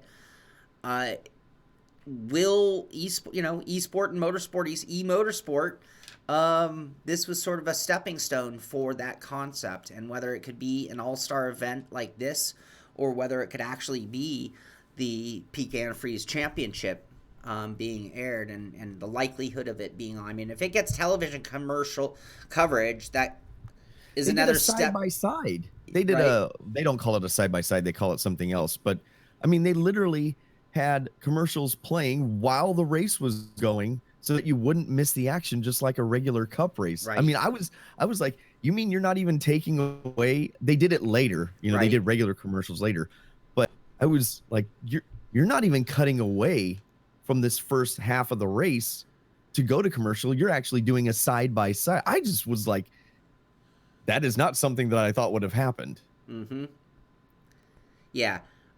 So I thought the whole show, the whole presentation was good. I thought the racing, and that was one of my other fears. I was waiting for the sim racing pileups, and we could talk all day about sim racing versus real life crashes and the frequency. But I was afraid that we'd get a big giant pileup with cars flying through the air, and just like on lap 2, just being like, oh no. You know what? Every real life NASCAR fan right now is like, what is this? The cars are flying through, and I really liked it. I thought they did a great job. I mean, there are certain things that I think could have been better, but again, this being sort of a first taste of it, I don't mind. I'm glad they did it with this group, calling it an all-star race, than if it had been like when we've seen the true like pro races, which maybe don't present very well from what I've seen out of the pro races, because you have such a huge variety of talent. And I also will give a pat on the back to Parker Kligerman, because despite I don't think he was as strong in the group as he would like to have been, man, that real life racer sure can hold his own in sim still, against the best of the Devin's best. trying to get me to be the SImpit caster. So anyway, yeah, I enjoyed it, and then I fell asleep, and then I heard something about a competition caution, because I knew it was apparent they had turned off cautions, which I think was a good choice for this event, and then they threw a competition caution, which I think was also not a bad choice for this event. And then I missed the end, other than I heard who won. Literally heard it while I was kind of napping away. So that I know it's getting to the end. Blah blah. What? Adahua? So yeah, what did you think, Billy? Starting starting from the beginning, I liked that NBC treated this. I felt like a little more serious, and we can debate whether it should have been serious or not. But I liked that Steve Letarte, which has a team, Jeff Burton, which is part co-owner with Parker Kligerman, if I remember correctly. So they both have a vested interest. AJ Allmendinger is a big proponent of iRacing. Yes. And then they had Krista there that was doing some of the other throwback color commentary kind of thing. She was more of the, she there's a specific name they use in broadcasting for her position, but she's kind of not the moderator, but she's not a color commentator. But anyway, it doesn't matter. I liked that Steve Letarte and Jeff Burton were the ones that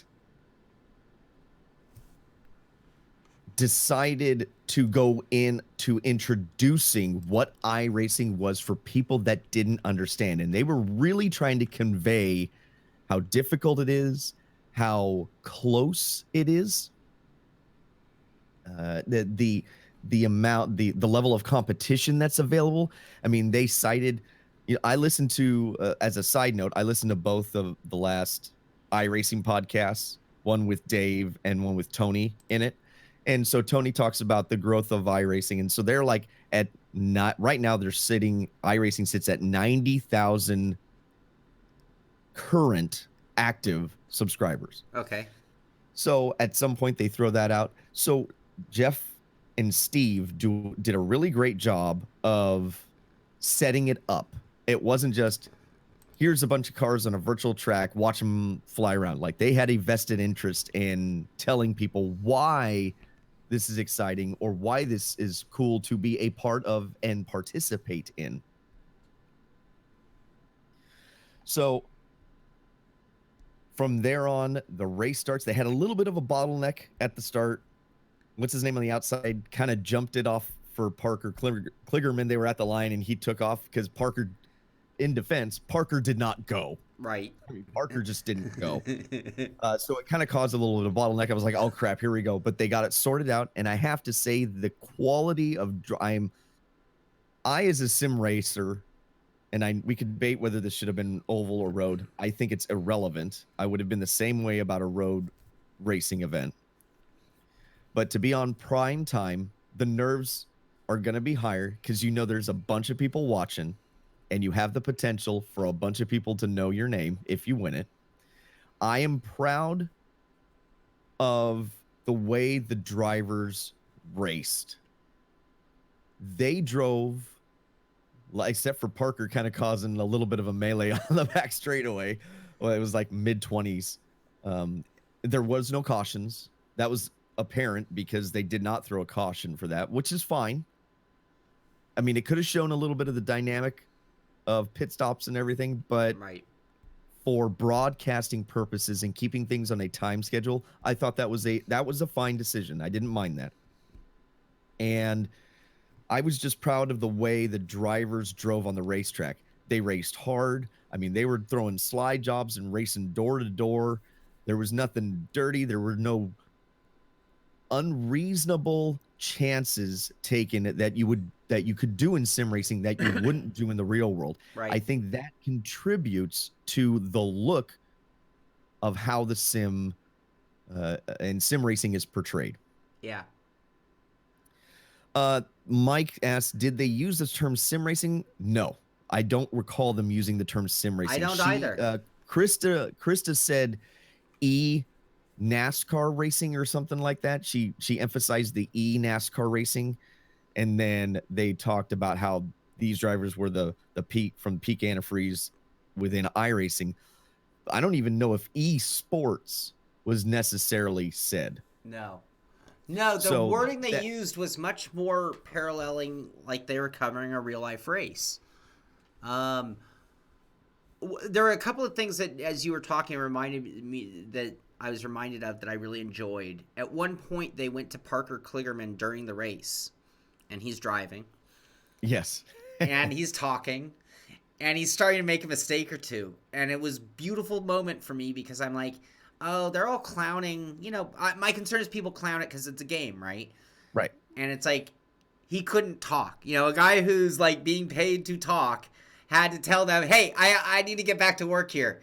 You know, and I thought that was really cool, for sure. And the other thing that I liked... Well, real quick, before you... Yeah, go ahead. Real quick. Jerry Watson says they stayed away from showing the pit stops. Guys driving through other cars in the pits would not look good. And I agree with that. I'm just saying they could have cut to a commercial. They could have used the yellow flag in that instance instead of throwing a competition caution, which I know they were trying to emulate an all-star race. They didn't really explain that. So I think we could have not used a competition caution, but go ahead. And I think that, you know, is... that sucks. That could have been a huge promotion. But sim racing is a weird term, though. I don't know if that would have been the right call. And that it was very clear that they were sim racing without saying it, because you kept having the context of Parker sitting there in the rig, looking at screens, playing with a toy wheel. You know, they showed a guy in VR later. Yeah, yeah. So there was enough of the context being made without using that term, which... Yeah, I can't believe 30 years later we still haven't come up with a better word than sim racing. I mean, there just isn't a better word is the problem, but it's such a horrible word to get out of your mouth or say or explain. The other thing, sometimes I felt like they were kind of going a little too much repetitive about reminding us about track tire buildup and a few of the things, but then again, it comes back to the educating the audience. So every time they did, I'm like, yeah, you already said that, but... At the same time, people are tuning in constantly and needing to realize that what you're watching is not physical cars, but it is very much a real race. And that right there, I think, is what was like the big takeaway for me, is that this was a real race. And that was really obvious because you saw multiple guys with wheels, right? And that it was physically going on. But that, no, we don't have, you know, millions of dollars of cars going around a physical track. But that taking that part away, that this is exactly what we're doing here. We're not just playing games. This is not a normal esport, is I think the other impression that was made. You know, this isn't a bunch of mousy, keyboard, clicky, jump on this, jump on that, shoot this. Right. No, this is racing on a computer, and I think that point was really, really well made, and that I think it was also there's a shot of Benjamin Nelson was the driver in VR, okay, and driving gloves. Speaking of heat, Mike brings up the point that from Sim Racing 64 that sucks. That could have been a huge promotion for sim racing, but I think you're actually missing what they were trying to accomplish. They were not trying to promote sim racing. They were trying to promote competitive esports style race, automobile racing that was using NASCAR as a platform. Their job was not to, you know what I'm saying? Their job was not to make this about sim racing. Their job was to make it about iRacing and the correlation between the real world and and the world that exists virtually. And NASCAR stock car racing was the platform that they used for this. So it built brand awareness for both ends. I don't know that it was meant to say sim racing is great. I think showing sim racing for us was in a positive light, was a byproduct of that. Is that a T300? That's what wheel I think that is. Oh, I don't know. I don't remember. I just caught a glimpse of what it was. I wasn't really paying attention. I thought it was a little funny. Like, this guy's wearing the VR goggles. You know, I get it because I know what it is. I'm not so sure other people watching were kind of like, why the hell would I want that thing on my face? You know, kind of thing. Yeah, and I believe Parker is using a podium, if I'm not mistaken, or at least a Fanatic. It looks like a Fanatic wheel from the angle I'm looking at. I think it was a T300 by Benjamin and a Fanatic by Parker.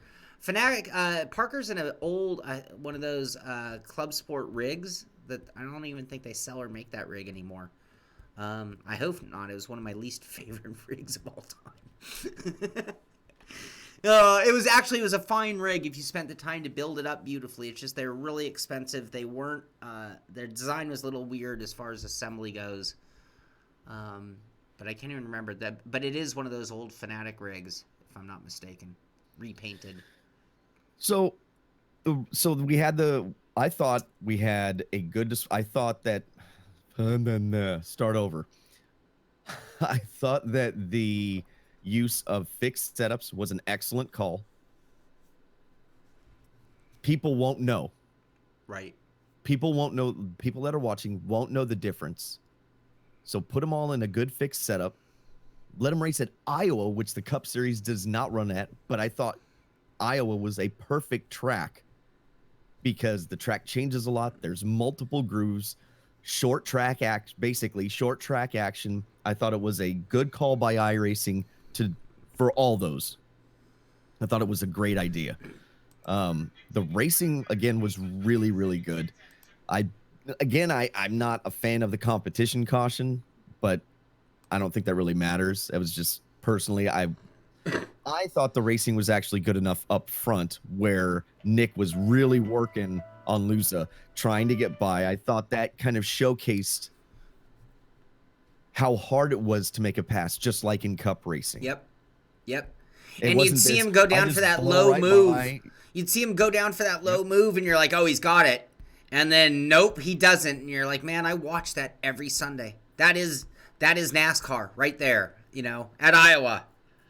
Right. Cranky asked, were they all in the same physical place or each racing remotely? They were all racing remotely. Yeah. So I think that the only thing that could have made it better was that they were all racing in the same location, but logistically having 40 people, 39 people, like that probably wasn't going to work. So while it would have been cool, I don't think it was necessary again to have that be a thing.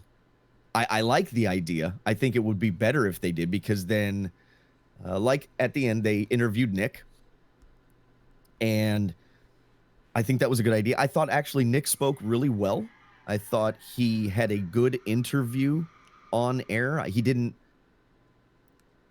He had points to make. He wasn't just like saying, and yes, no kind of thing. He actually elaborated sometimes. Mm-hmm. AJ Allmendinger was talking about the 47 car getting back to victory lane. And, Nick said, hey, man, I was a fan. I'm glad I got to wheel the same car you got to put in victory lane. Like, those little things all mean something to the person that has a remote interest in what they just watched. People that don't like what they watched aren't going to care anyways. Right. So we can't worry about those people.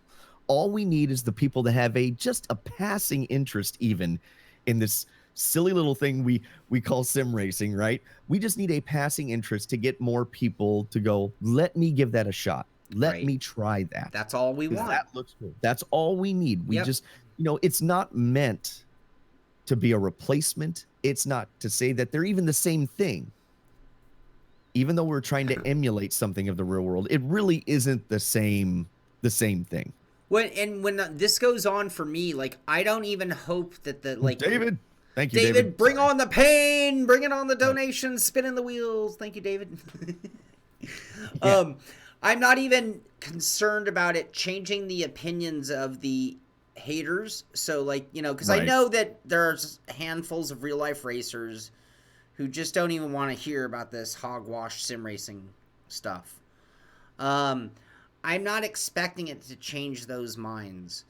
But what I do care about, and I talk about it all the time when we critique beginner level motorsport games, I'm looking at them like these are the games that are making the future sim racers. And if you make them happy, they will become sim racers. If you make them unhappy, they'll go play Fortnite and learn how to do the floss after they kill someone. I would prefer them to be sim racers. So it's very and that's what this was for me, because this is a marketing and you know, like Mike said, not mentioning sim racing could have taken away from how much exposure sim racing got. I think they did a good enough job that we covered that part, but that same thing. This was exposure of sim racing to the masses. And you got to actually wonder, you know, how many people signed up for sim racing today, after watching? How many new members happened? And I have to think that yesterday was probably a unicorn Fortnite. You're killing me in the chat. I did do it. That's all I can do. Shaun's flossing on air. But yeah, I would imagine that a handful of people, I bet iRacing can be like, wow, we had a pretty good day yesterday. We signed a bunch of people and sold a bunch of oval content. Well, and I'm glad we had sim racers in there, that it wasn't a mix of other people besides Parker. Right. Because the sim racers knew what to do to get the job done, and they did it. In my opinion, even if you didn't like oval racing, I thought it was a really, really good race, because at the end, after the competition caution, they fire off, they went down pit road. You didn't see this, but they got fresh tires for basically a 16-lap shootout at the end. It was just long enough for the tires to start falling off. And Luza, Ottinger got kind of messed up on the restart. So Luza and what was the other guy's name? I apologize. Schoenberg. Thank you. They got back up front. Nick works his way back to second and starts just working and working and working on Luza. Meanwhile, Austin Dillon's driver, and I apologize because I don't remember your name either. I'm sorry. But he does a great job coming from, it was like 20-something, working his way through the field. And all of a sudden, he's right there trying to get under these guys coming off of turn 4. The car gets sideways, and he's like there. Nick decides it's go time. He starts making moves. Luza goes back after him. On the last lap, Luza throws a slide job in 3 and 4. Nick's up here. He sees that it's coming. This is all racecraft stuff. This is all stuff you would do in the real car. So Luza sees it, or I'm sorry, Nick sees it coming, right? Nick is his first name, Ottinger? Yeah, Nick. Okay. So he sees it coming, rolls out of the throttle, turns the car underneath, gets underneath the car, gets sideways, and he beats him by a nose across the start finish line. By the way, with Austin Dillon's driver right there. He was underneath them coming off of 4. The car spun the tires a little bit, and he's holding on to it. What a great way to finish the race. Yep. You just showed what people often make fun of sim racing for. It's what I've criticized. Making unrealistic moves, making silly moves you would never make in the real world. Right. They showed racecraft, and that translates into, wow, these guys made moves that you would see NASCAR drivers, Cup drivers doing. It was a really good display of overall what can be accomplished. You know, I criticize GT Sport and F1 Esports sometimes on the racing side. Like, look, these are the things that make sim racing as a whole look silly. Right. But what they did in the live broadcast, there was one thing I forgot to mention. Somebody had the notifications going on in Discord, so you would like hear the beeps. I heard that. Like, I heard that. And I kept looking if there's some graphic associated with it. I'm like, nope, that's just Discord. I was like, oh no, somebody kill it, make it die. And then they finally figured it out, because that was, nobody else knows what that is. But I was like, I'm going, oh no. But besides that, it showcased what is possible. Mm-hmm. And that's all I can ask for. The drivers did a great job. iRacing did a good job in picking the right moves. What's his name? He sometimes gets a lot of crap. And at iRacing, and I forget his name. Tyler? Is that his name? I'm so sorry. My brain is not working. But the guy that helped set it up, they did a good job of picking the right options. Yes. To display I thought it was a really good race. I think NBC did a great job because not only did they have a before show, they had an after show discussing it. They didn't just click off the air and that was it. They talked about the dynamics. Jeff and Steve go into, wow, that was an awesome race. Did you see what they were doing? You don't realize how hard this is. It was just a good showcase in general. And if even, this is only going to appeal to a lot of NASCAR fans because it was NASCAR on America or whatever it is. Okay, yes, thank you. I don't know if people really want me to commentate. I already talk enough as it is. The idea that was displayed, I just thought was really, really good. You're not going to convert the people that don't care, don't want to do it. But we did a good job of displaying the possibilities in sim racing in not our own bubble. Right. Yep. They handle the pressure. I don't care what you say. Being put in an environment where not just a few hundred or maybe 1,000 people are watching you on a normal, broadcast from iRacing race spot. Now you're on national TV. And sure, maybe not as many people tune into it because they didn't want to watch a NASCAR esports race. But the people that did, there were thousands and thousands of people watching you. And that's a lot of pressure. Sure. That's a lot of pressure not to be that guy that made the stupid move to make a wreck and take out the whole field, Can you imagine? Seen by the whole world in theory. Getting back to that finish and that inside-outside and showing the one-to-one of what we're really selling here, which is that we really are racing. I'm not trying to say we're racing real cars. I'm not saying sim racing is one-to-one in real life, but we are racing, and it's the same type of sport. When you see a finish like that, that is why the stands are filled at a real racetrack. Absolutely. And that is the truest part. That's the part that just watching you get a smile, right? You're just like, oh man, and it didn't matter who you were rooting for, right? Because it was one of those moments where that is the epitome of racing right there. It doesn't matter what discipline, it doesn't matter what level of racing you're talking about. That right there is what it's all about. And have our big event finish with that type of racing just couldn't be. I mean, that's the grand slam, not a home run. That's the walk-off home run that, drop the mic moment for sim racing on primetime coverage, and the opposite of what I've seen presented so far. And that I think is the major takeaway is you look at the Vegas Esports race, Formula E, sorry. Yeah. You look at some of these other competitions that have been, F1, while there have been great parts, I've always criticized the actual on track. The look, how the F1 cars look like they're moving weird. And Steve Seiss is really good. He said it also proves, in my opinion, how much confidence that iRacing has in its build. Imagine our Factor 2 moment on live TV. That would be terrible. Exactly. Yeah. iRacing had confidence in its product. They had a good, they didn't look like there was any sort of ping issues going on where connection issues that cars are darting all over the track, not looking correct when they're on the track, floating, this kind of thing. There was none of that. Right. And that's what we need. We don't need this hobby of ours to be the same as motorsports because it's not going to be. Nope. And we should, honestly, it's just like the video game industry wishing they were movies. You guys don't need to be movies. Right. And we don't need to be we don't need to try and replace motorsports, real world motorsports. What we need is to have our own lane, and to showcase that it is still a competitive environment. You are still racing.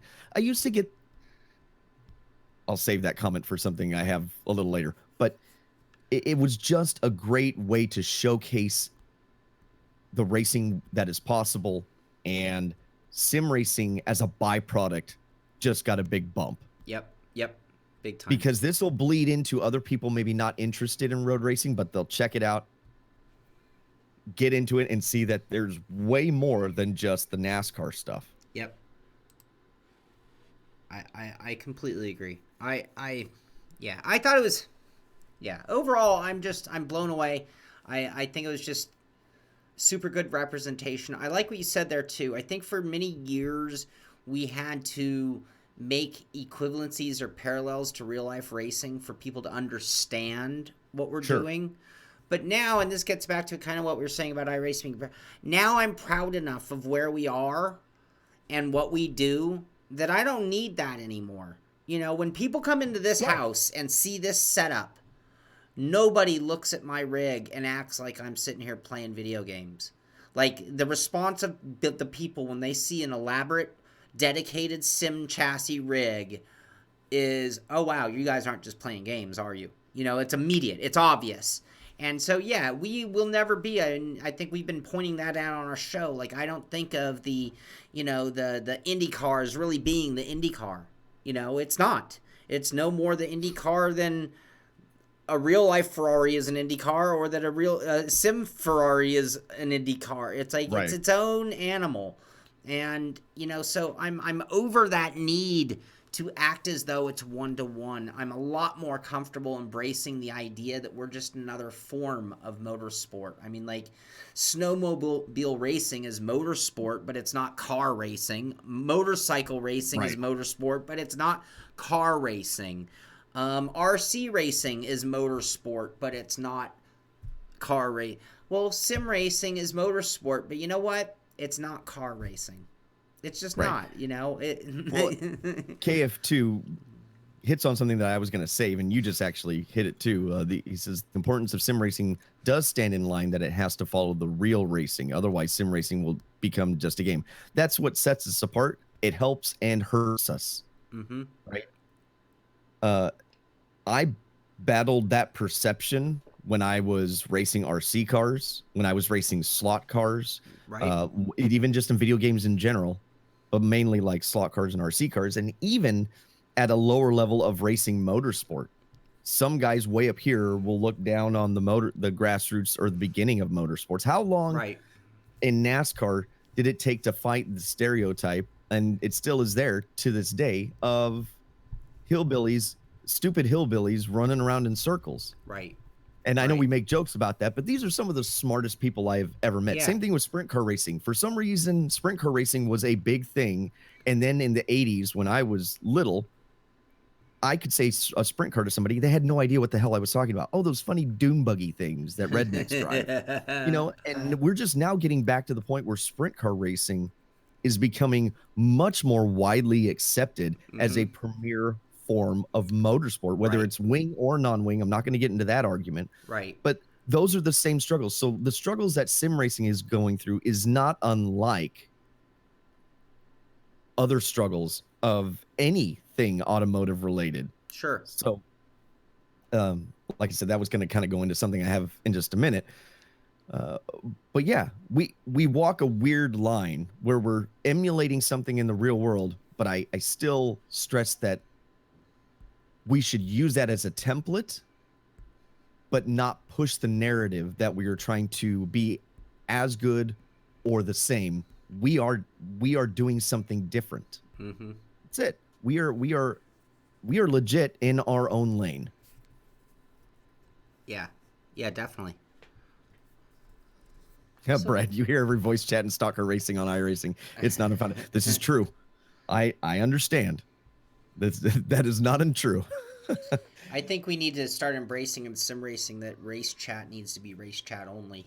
Like, your mic is not there for you to speak your mind or make a joke. It is there for race control purposes, which might be notifying the group that you're going into the pits. But if it doesn't have to deal with on track, then shut your mouth as far as I'm concerned. You want to talk, get in Discord with your friends. Issue. Yeah. Right. That's a whole nother thing. All right. So segue from that. Now, you're not going to have anything to show because I did screen caps of this on my phone. But as I'm live tweeting, you know, I'm thinking I gave, which by the way, iRacing, I gave you compliments. I added you, and I never got any sort of anything from you.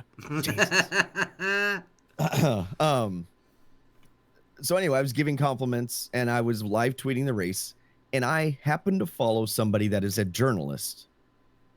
I like their take on motorsports.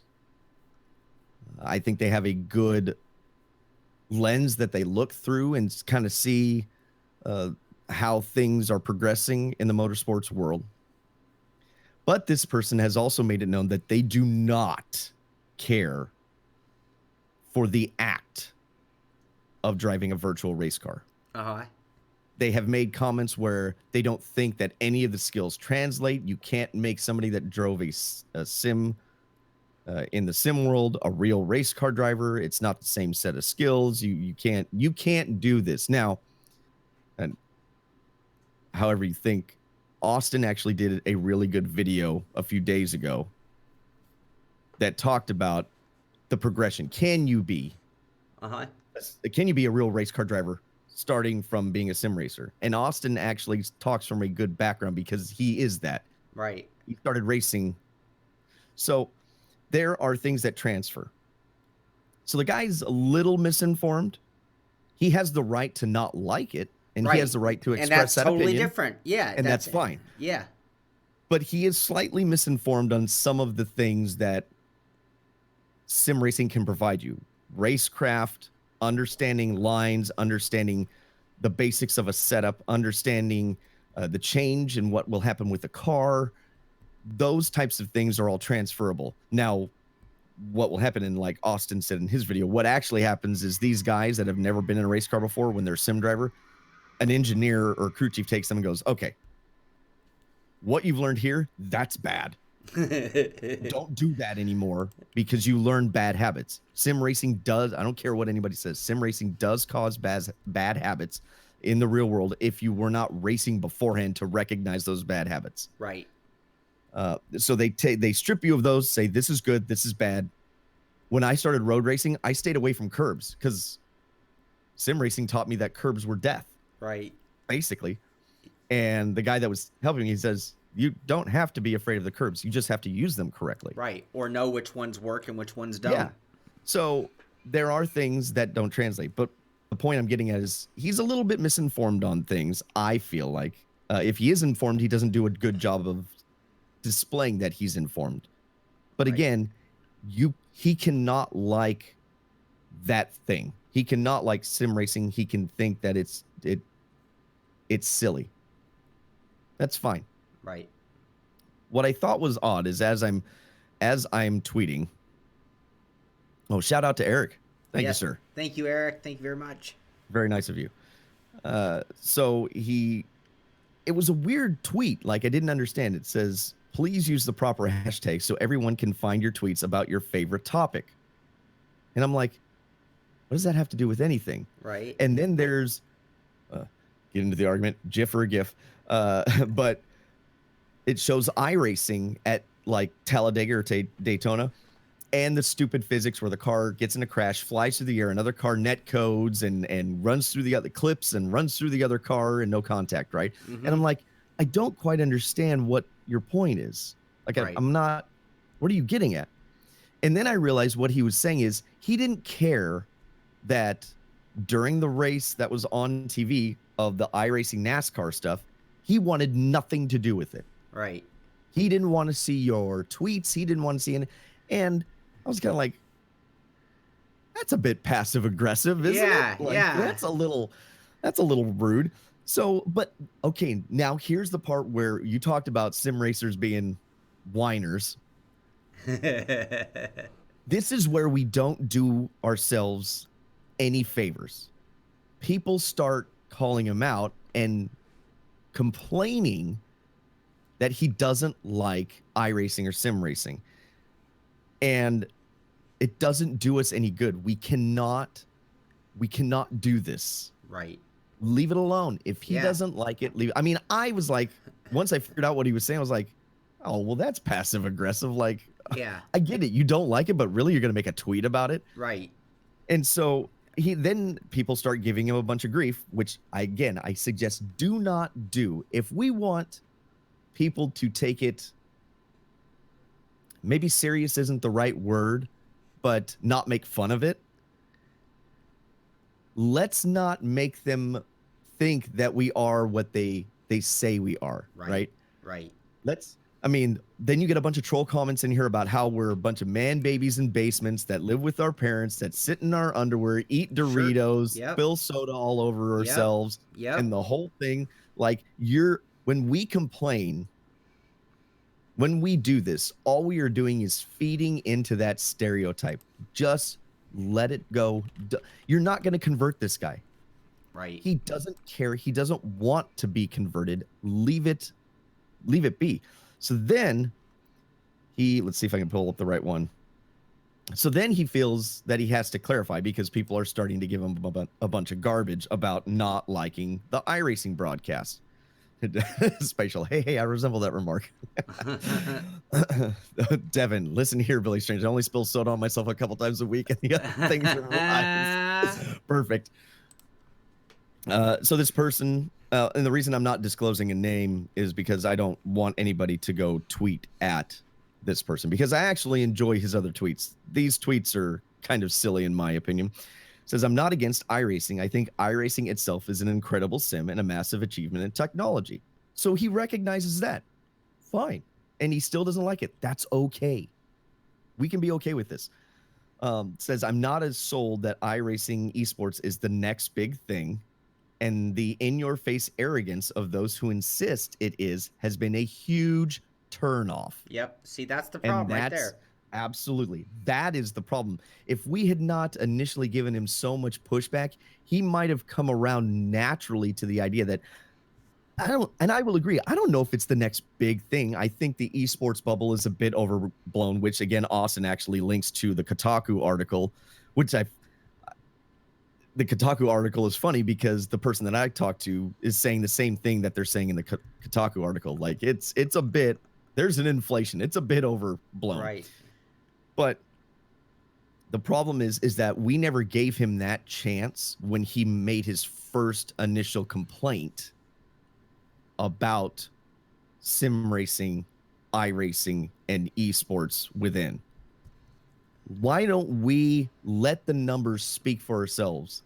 Why don't we let it get to a point? Yep. Right? NASCAR had a huge grassroots movement, and at one point, nobody could no longer ignore what a powerhouse NASCAR was. Right. We need to do the same thing. We need to sit there and go, that's fine. If you don't like it, that's cool. This isn't for you. Right. Leave it alone. Whining and arguing with that guy is only going to prove his point versus not saying anything, allowing him to have his opinion, and let more fantastic events like this one go on. And eventually he'll change his tune because enough of his friends will come to him naturally and said, hey, did you actually watch that race? Because these guys show some car skill that, like, you know, you really see out of the big boys. Well, and then you get the troll comments like, oh, it's just a bunch of guys pushing a bunch of buttons. Why would anybody want to watch somebody else play a video game? But it's like, well, okay, well, why? You can play football. Why do you want to watch somebody else play football on TV? Like, I can make the same argument, but I'm not going to choose to engage in that argument because they already have their mind made up. Yeah, yeah. So people, again, start giving him a bunch of crap for having that opinion. And again, I think that his opinion is a little short-sighted because his last tweet is somebody says, you know, the in-your-face arrogance portion of his tweet was a bit hypocritical. Mm-hmm. I could kind of get behind that. Right. So his last tweet, he cites it and says, that's fine. If you find that hypocritical, I'm probably coming off as a jerk. But my complaints are about how not everyone is interested in esports. So it would be nice if people used hashtags to the tweets. Then those of us who aren't interested could just mute the hashtag. Really? Oh, so we have to, yeah, we have to Really, disclaim. you're not That's a old enough. disclaimer. So I have to have a disclaimer to even talk about my hobby because You're I might following offend people him. for a reason. You're saying that every time somebody tweets something, you're in agreement with every Yeah, single thing that they say. That's silly. yeah. Can you So I please thought that hashtag was child photo because I don't want to see pictures of your kid anymore. You I know? thought that was a really terrible take on his part in the very end. Yeah. I agree he should be able to say what he wants. That's fine. If he doesn't like it, I Mm-hmm. totally understand. You know what? If anybody wants to have a conversation about this kind of stuff, they know where we're at. Right. They know Right. where other people Yeah. in sim racing space are at. They can have a conversation if they're really curious about why, Yeah. right? And I don't want to make this as, again, we're trying to replace, we're trying to prove that we're equal, all this kind of crap. Right. So, but his final take, I thought was childish in the fact that really you can't just turn your phone, you just can't go on Twitter Mm-hmm. for an hour while the race is going because some of the people that you follow might be excited about this, that Right. might actually enjoy this. I Or get it that you don't, and that's fine. Or better yet, just leave it alone. Like, yeah. don't. What? Why are you telling me that I have to put in a hashtag? How about you put in a hashtag whenever you complain about it, so that I don't have to follow it? And Then how about that's it's silly. 2019 and in this world of Twitter and YouTube and television and everything, it's like, you know what? You have to have your own internal filters. So here's my example of the day. I haven't seen the tour yet today. All right? Which means I do have one small job, which is ignoring tour coverage, Right. posts, or anything. And I'm still capable of going on Google or Absolutely. Yahoo or Facebook. I just have to know that I have to have my guard up. So it's like this guy, and it sucks because, and I want people to be reminded by one part of this. This is somebody that Billy has respect for and trusts the opinion of as a Yeah. motorsport journalist. I So, enjoy his takes on things. Like, yeah, I like reading his stuff, even if I don't agree with it. I like reading his takes on yeah, things. and it's like, come on, guy, just throw your filter on. You know it's only going on for an hour. This isn't a wave. You're not gonna have to deal with like an invasion of sim racing yet. I say yet because who knows? We could explode, like your comparisons, but just put your filter on. But what he's also doing is as an entertainer or as a celebrity of sorts, he is angering a section of his audience that he doesn't have to. That is the bigger point, right? If you know your audience and you know that there is a significant portion of your audience that is into something, you have a choice. You can either not tweet about your feelings about this, or when you do tweet about your feelings about this, you have to know that that is going to ignite some portion of that fan base. Mm-hmm. So you're almost gaslighting Yes. on Yes. purpose, in my opinion, when you don't have to. Yep. And then you're complaining about it. Yeah. And then Like, and then you're getting in fights with what are you people who are doing? coming after you, and then it's like, oh, that's just so not the way to do Yeah. things. But the bigger point I wanted to make is let's leave them be. This was Right. a fantastic event. I think it did a really good thing, an incredibly good thing for iRacing, sim racing, esports, the virtual automotive world in general. I congratulate all the parties that are involved. I think they all did a stellar job.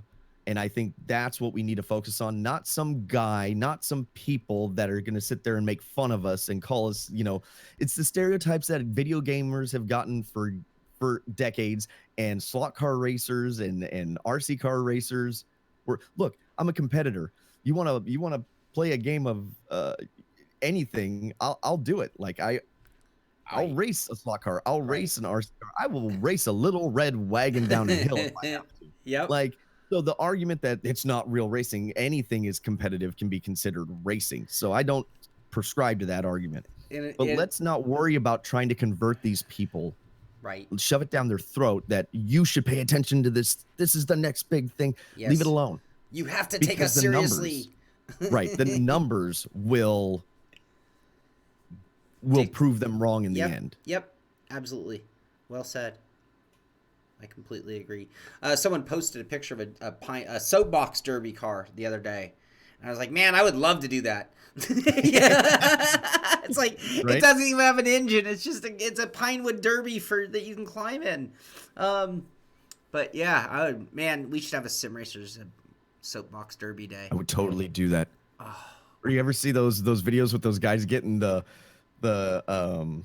Power Wheels stuff Oh yeah, and yeah, going down the yeah, hills? yeah, Or like they a showed the one race. they Like showed, one I think guy's it in a was what? Barbie vet, another guy's in the Yep. Jeep. And I think they showed one at like, what was it? Road Atlanta or Virginia or something, where they had to negotiate from the top of a hill down through a couple corners or Oh something. I think my! that would be a blast. I would do that. Take it to Laguna and drop from the corkscrew. You could probably make it all the way to turn 11. If you stayed on all four wheels. Alex, house cleaning now. That's funny. Well, perfect. I'm glad we did that right. for you. So yeah, so I don't know. I wanted to maybe just throw a spotlight on. Let's not worry about that stuff. Let's be a little better than that.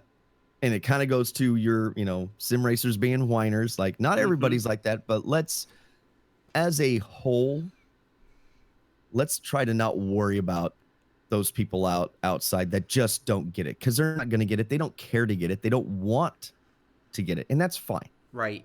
The more dignity and respect that we carry ourselves with, the more dignity and respect that will be given. Right. And just think about any other environment where there's that guy who's just like, no, and it's like, you know what, just let it go. Just let's do our thing and keep having race finishes like we saw right there, where how can you deny that Nick Ottinger wouldn't recognize that same moment in real life if he was in a real life car? Like, I'm sorry, but those are the skills we want our drivers to have. There it was. It's going to transfer, even if it's just that motor memory of the moment. Forget that hand-eye coordination. Just that moment, just the remembering, hey, he came up, I'm going to go under. Yeah. Anyway, cool. Anything else on your mind today? I think that'll do it. Yeah. I think we're good. What do you have coming up? 2.5 hours. Crap. Let's see. Okay, so yes, I keep seeing the hashtag Billy Strange for SImpitcaster. I see you. With Kevin Ford was the other one. You and Kevin. Oh yeah, I saw that too. So after that broadcast, sorry, I had a brain freeze. After that broadcast, like, it made me want to race the Cup cars. Right. Like, it did a good job, because I immediately wanted to go jump in and have a race. I was like, oh man, that would be really cool. I'm like, there's nobody around. I wouldn't be able to. Damn it! I don't even have enough laps. I couldn't get a race online. There's no AI. Shit. So, but it did want to make me drive. So I might try to turn some laps in a Cup car at Iowa, and then, I think I'm finally to the point where I can try Dakar 18 and give my thoughts on it to see if it's if it's in a good state or not. That ought to be funny. And from there, I don't know. I've got a couple things that I have a bunch of retro stuff that I would like to put on my channel, but I don't know if I first should start out show my NES racing game collection first and just kind of quickly go through the games, show it in where it's, being displayed, or if I should just kind of go pick and choose one at a time, do a few from that, and then go to the Super Nintendo, do the Genesis, kind of do that. I'm trying to figure out which way do I showcase the collection in separate videos, and then start going into select games from each console era or not. So I'm debating on how I want to do that. So I don't even know what the next upcoming release is. Oh, the 1.07 or whatever it is for Assetto Corsa Competizione with the new 5-point, the new tire model, the 5-point. So I want to try that, and if it does anything exceptional, then I'll probably make a video on that. Right. Okay. Cool. Tonight we are going to try something different. So our SImpit Truck Series, congratulations to Mark Michkowski for winning second title in a row. You were the OG Truck Series champion, right? I was, yes. And then Mark has won the next two. I just try to give him a fit every time I get on the track. That's my goal. Yeah, I race him really hard. But you know what? It gets back to that respect thing. I race Mark really hard because I know I can, because he's not going to. Well, I know he's going to race me hard also. Like, he pinned me down really low one time, and I was like, yeah, I see what you're doing. But I love racing that guy. Anyway, congratulations, Mark. But since I can't seem to win a championship, I figured, okay, fine, I'm going to throw us in the dirt. No, that's not why. But tonight we are going to test out what I want to do for next season trucks, which is switching it to the dirt for a season, which is only like 6 races. But tonight we're going to have a practice race. So if you're watching, I'm going to give you the password right now. It's open, up to 60 drivers, which first come, first serve. We are going to do truck heat racing, and it's like, gosh, I think there's like 6 for pre-races and then 3 heats. It's a pretty good, it's iRacing, if you guys know their hosting thing for heat racing. It's their 60-person heat racing. Password is going to be Pit Crew 2019. Pit Crew 2019, no caps, no spaces. It will be under the hosted session at 5 p.m. Pacific time. 30 minutes of practice, and then all the heats and qualifiers start. So we'll be watching as much as we're racing tonight. But it should give everybody a lot of opportunity for fun. And what I'm really testing is, will it really work? What if only 30 people show up? Does the format still work? Are the times long enough for entertainment? And then can we use that in a full season, including 2 rally car tracks to kind of mix it up just a teeny bit? So, nice. Anyway, if you want to run some dirt trucks, the Pro 4 trucks at Wild West, I think. Which one's the long uphill? That's Wild West, I think. I think it's Wild West. I think Wild Horse is the bucking bronco one.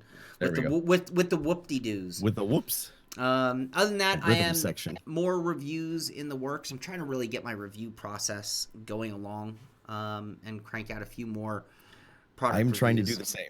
So I'm right there with you. I've been producing more reviews. So and Tim asks, how badly can Shaun screw this up about hosting tonight? Terribly. It could be a train wreck. But join us anyway, because it'll be fun. I'll probably stream it. I'm not 100% sure, but I don't see why not.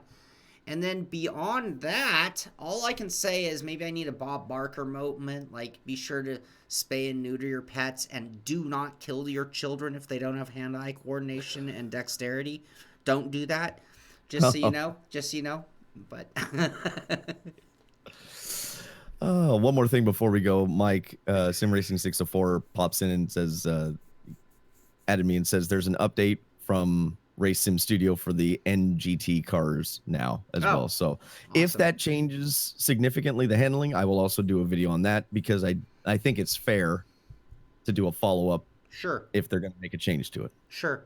And I want to thank you guys out there. We get some great comments on this show. You guys help carry the show half the time. Yes, thanks for being in the chat. And so many times where, like, I don't have something at my fingertips, and you guys just do a great job of finding the facts on things that we need to know. Other than we never found out the ratings on the show yesterday, the NASCAR thing. Anyway, anything else, Billy? I think that's it for me. That's good. I'm all done. Me too. So anyway, everybody out there, thank you for being part of the show. Be sure to subscribe. Thumbs up, thumbs down. If you can't stand it, that's okay too. Be sure to comment on the video even afterward, just to keep things going. And most importantly, get out there and do some racing. Happy Friday and have a good weekend. But that's going to do it for this one.